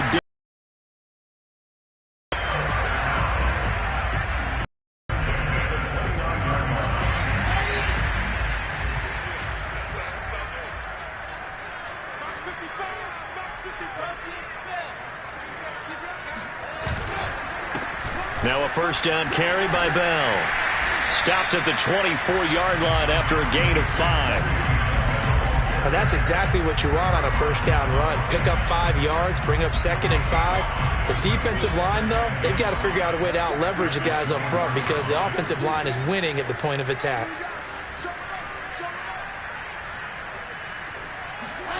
From the 24, Wilson. And he will slide to a stop. He does have the first down. Wilson smart to take off and run with it as he's able to pick up the first. Well, Charles, in the past, a lot of people called this offense one-dimensional. I think you did. Well, I think it was you. I'll be honest, I did. I think the fan base is hoping with this young rookie that they can put some wrinkles in this offense like we just saw. I think you're exactly right because we did have that discussion that what we've seen in the past from them, they needed to broaden, and they have done it here. Look at what he's bringing to their offense, and now as a defensive coordinator, you've got some extra work to do to prepare for him and their offense. Second and goal from inside the 5.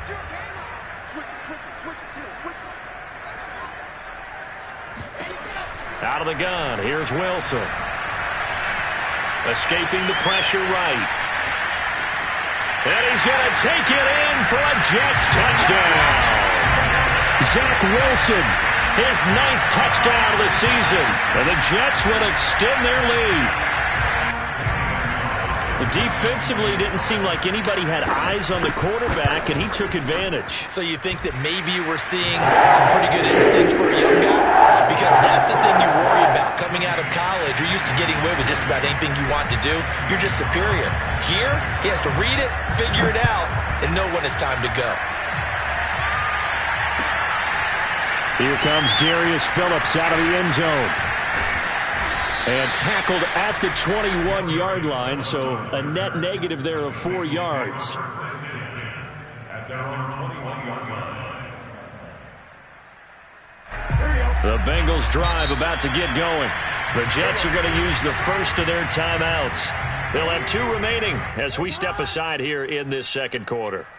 And they are over 500 for the season, 4-3. They got back above 500 with a victory last week. And, Charles, you think this is a very important week for them, do you not? I certainly do, because when you start to do the math, and yes, I'm using my fingers to count. If you're 4-4 at the midway point, let's say you're saying 10 wins is your cutoff line for a playoff berth. It's usually right around that number. A loss here, all of a sudden you got to go 6-2 down the stretch just to reach 10 wins. That means this game is vital. The drive starting with a first down, 11 yards on that pickup. Partner, if you want more carries, I think we saw how you get him. Showed that he's got the fresh legs, and he picked up the first down on that run. Don't just ask for him. Show him that you're supposed to get the football. 2 minutes to play, first half. It's 14-0.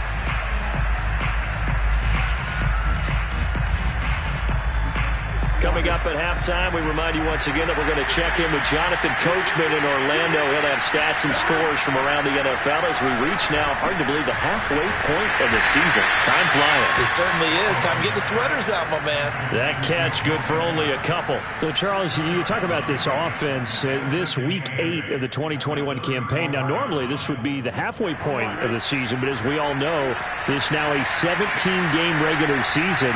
Because of that, seems like now maybe more than ever, getting your open week to occur later in the season, that could be a pretty big advantage. Brandon, it's always been a big advantage, and now, as you pointed out, the possibility of it becoming huge, likely. Most teams want that later open date because of injuries, getting that rest before the playoff push, all of those things. Sometimes when you get an open date early in the season, it's not very much of an advantage. You might be playing well, now it slows down your momentum. This is a big deal, and teams definitely like it. The later. And he fires one that's intercepted.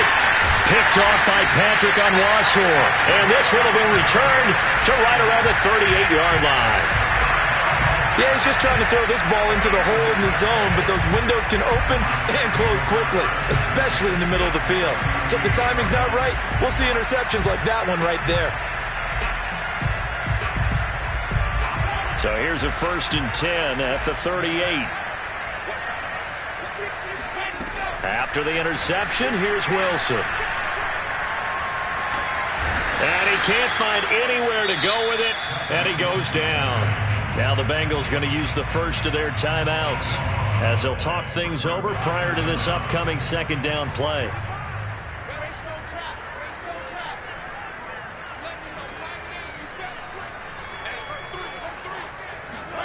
Another try after the first down sack. Wilson under pressure. They got him again. The Bengals going to use the second of their timeouts. So that means they're down to one remaining here as we head toward halftime.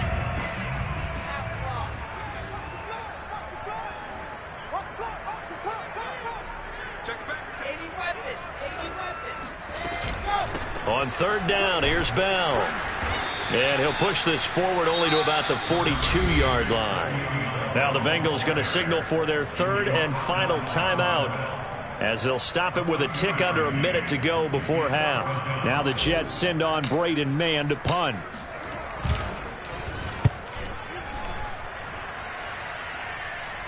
Oh, trying to gauge the sun, and he muffs it. But fortunately, he's able to recover his own fumble, or that could have been trouble. I know there's no magnet in the ball, but sometimes for the punt returner, after such a scramble, it sort of feels that way, doesn't it? He has it, he loses it, somehow the ball finds its way back to him. Atone for his sin, and you know he's taking a deep sigh of relief right now. Try to shake off the interception from the last drive. He'll look to throw. And the catch made. It's Tyler Boyd. And he's able to get this one up to his 30 before he's out of bounds. A good pickup there. 8 yards on the first down completion.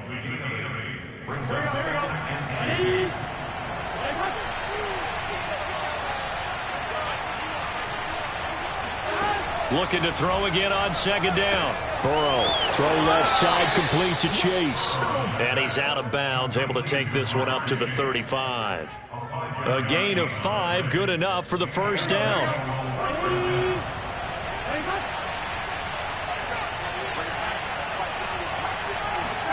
They go play action with Burrow. And now Burrow going to be intercepted yet again. Picked off by Bryce Hall.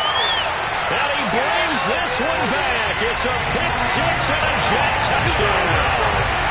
We constantly talk about defenders having great vision of being able to see plays unfold and make their own plays, but you also have to have good feel as well because you can't see everything out there.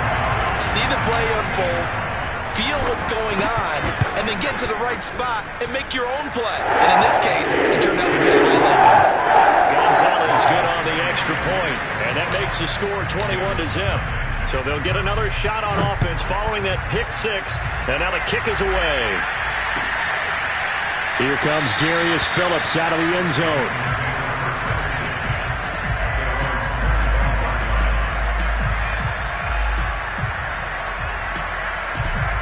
The Bengals drive about to get going. And with a 3-score deficit staring them in the face, they might have to press the issue here and try to get points out of this drive. After the pick six, they go right back to the air. This goes out wide for Mixon. And he gets this one just shy of the 40. They'll mark him down at the 39. First play of the drive going for 14 and a first down.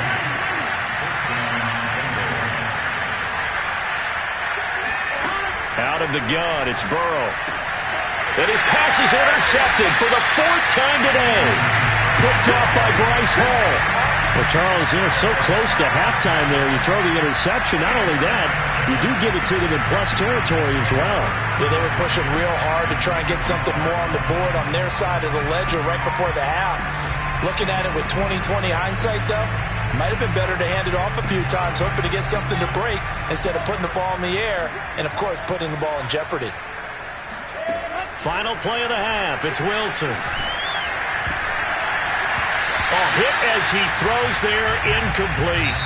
So we've hit halftime here at MetLife Stadium with the home team, the Jets, leading this one.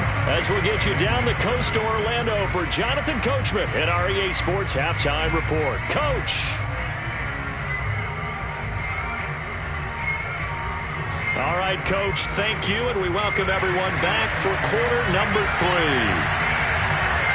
And the Jets set to receive this third quarter kickoff, and they have the lead as well as we are underway in the second half. Here's Elijah Moore now bringing it out of his end zone. And they'll start this drive just across the 30. Pretty nice work on the return. The New York offense taking over for their next possession. The first half definitely went their way, and this would seem to be a great opportunity to kind of put this game a little closer out of reach with a score here. Yeah, and it's a wonderful opportunity for them because if they can add 7 more to their lead before the other guys even see the football, that could be the decisive blow in this game. I think that's how they're eyeing it. That's how they're approaching it. The last run got 6, now 2nd and 4.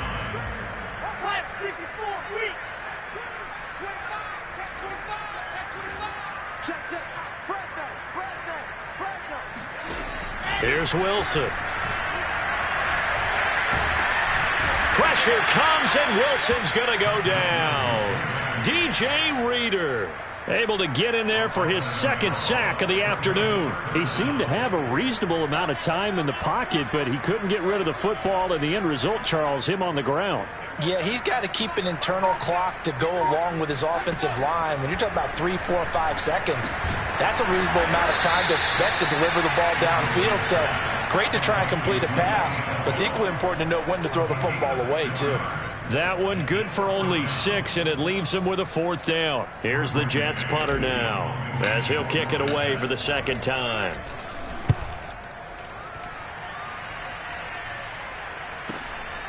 Taking it about the 16.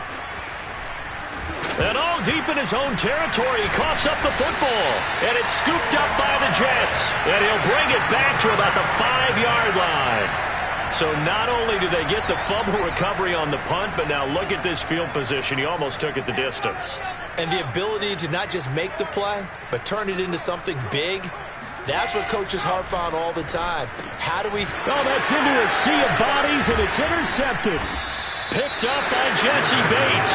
And a big turnover there as his guys will get the football back. Those INTs all sting, but you throw one in the red zone, I think especially as a rookie, maybe it stings a little bit more. I think what you're saying is they don't all count the same, do they? Right? Interceptions in the red zone that you've given up points now, those are precious. So you have to learn from those and in a hurry. Yeah, give him 4 yards there. It'll be 2nd and 6.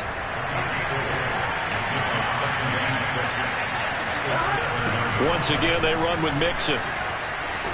And he'll get it up a little shy of the 15. They'll spot him down at the 14-yard line. 44 yards rushing for him now, and he's carried the ball just 5 times.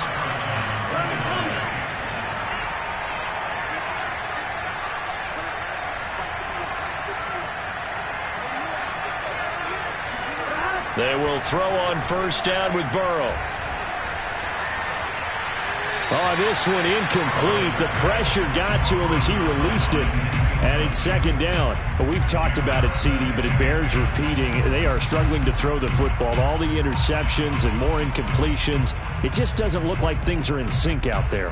I would agree with that, and it's not a good day when you feel like an incomplete pass is almost a win for you because it wasn't intercepted. And I think the receivers now, when they're running their routes, they want to catch the ball, but they also want to make sure that the defenders don't take it away.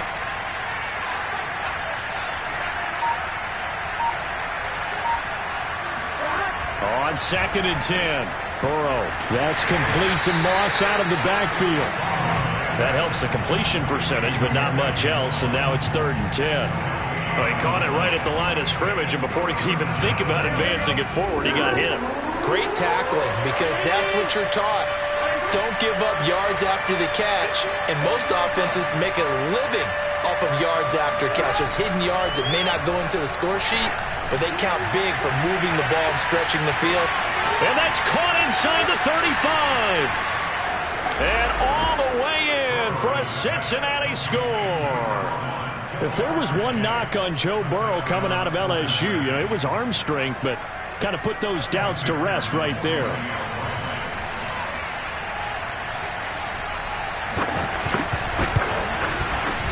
Extra point by McPherson, up and good. And the lead will be cut down to 14.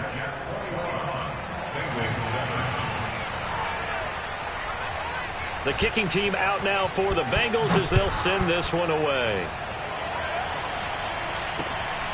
This fielded right at the goal line. And able to get this across the 20, but not much further as he's dropped at the 23-yard line.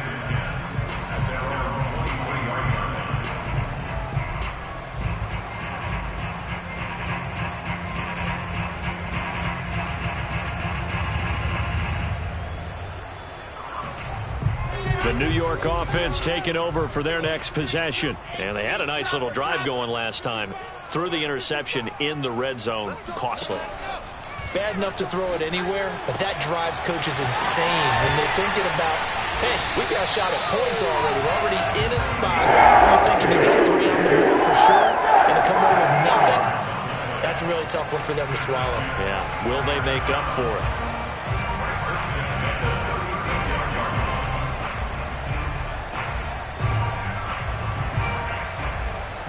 So from the 36 now, 1st and 10.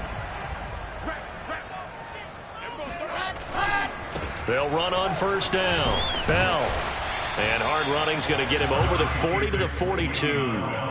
It's a 7-yard carry to set them up with a 2nd and 3. Well, no matter how they phrase it, staying on schedule, staying ahead of the sticks, whatever you want to call it, 7 yards on 1st down, that fits the bill. They'll go again with Bell. Call it a gain of 3, but not enough to move the sticks. It'll be 3rd and about a foot or 2. Pretty good job defensively. Thought he was going to get it, but they knew where that marker was, and they stopped him just short of it. What it does is emphasize that strategic football and situational football is not just played on the offensive side, is it? Defense understanding, as you noted, where the 1st down marker was and making sure they didn't get there. And a loss of 3 to bring up 4th. Here's the Jets punter now as he's on to kick it away.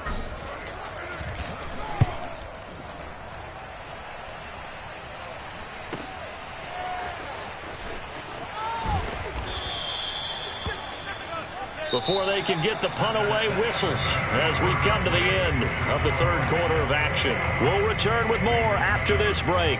You're watching the NFL on EA Sports.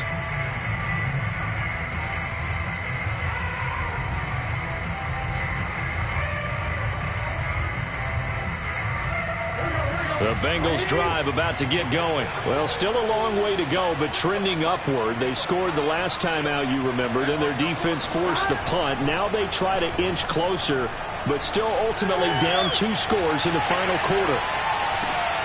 And now here's another interception. Marcus May with a pick. And they are going to take over right there at the 22-yard line.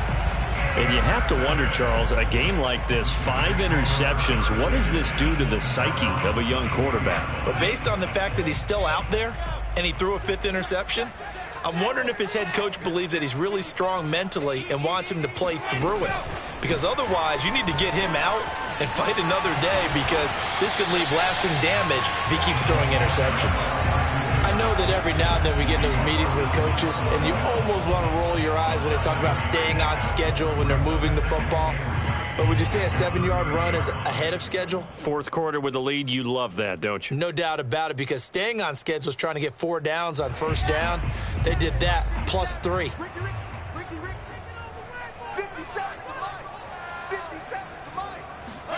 From the 30 on 2nd down, Wilson. Man open is Keelan Cole, complete. And he's going to be out of bounds right at midfield. Well, that should be a reminder defensively, and I think it's a reminder to myself, because you just can't sell out to stop the run. There's still enough time that this offense can move the football through the air, even on 1st and 2nd downs, and they obviously picked the right spot to throw the ball there. And he'll slide to a halt here, still a little shy of the 1st down marker. He'll get 10 there all on his own, but it'll be 2nd down.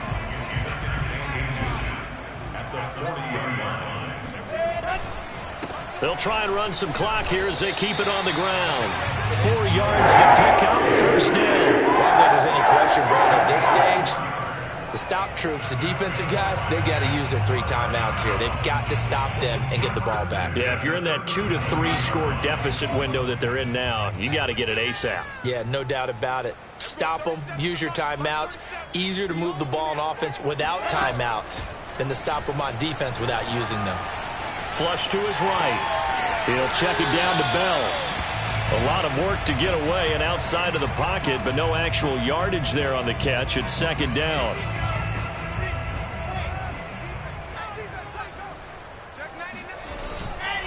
Now a handoff. Running left is Bell. And he won't get much. Maybe a couple. Down inside the 35 to the 34. Well done to sniff that out defensively. He had it diagnosed pretty quickly. I love that description because diagnosed is perfect on that one. Read his keys, made the play, and he couldn't even get going moving the football. This is Bell on the dump off. And he's got another first down as the tackle's going to be made at the Bengals' 22-yard line. The Jet passing game in rhythm. They've got another first.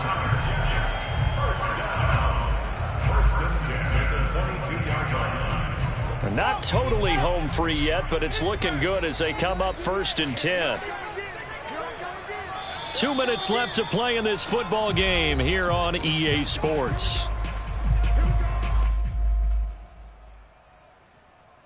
So it's Jets football as we get you reset here. So signs of life in what's been a dormant offense in this second half. Here's 1st and 10. The give is to Bell.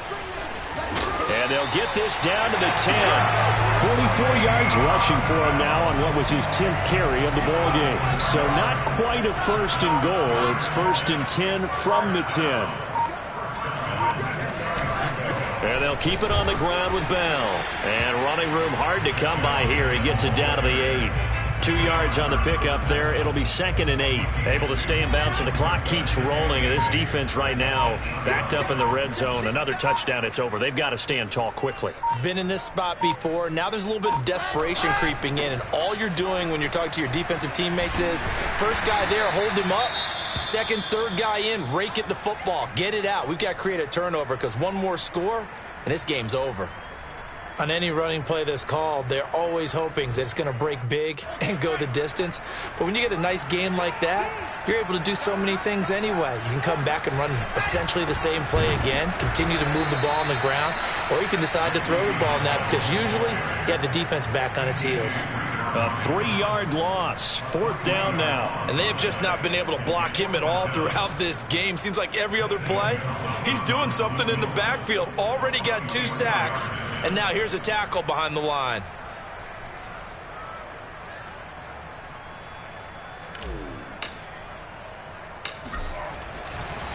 And he'll try and throw here on the fake. Blitz coming, and down he goes. So it's a victory here for the New York Jets. And it was a bit of a strange game. They were held scoreless through the entire second half, but their first half output, that's enough to carry them to victory. And that's an odd game to watch, isn't it? Because when we saw the output in the first half, you think to yourself, okay, they've got something working here. They know what they're doing. They'll continue that along. But instead, it's goose eggs in the second half. Fortunately, enough of a cushion and enough defense to carry them home. So for the Jets, they fall.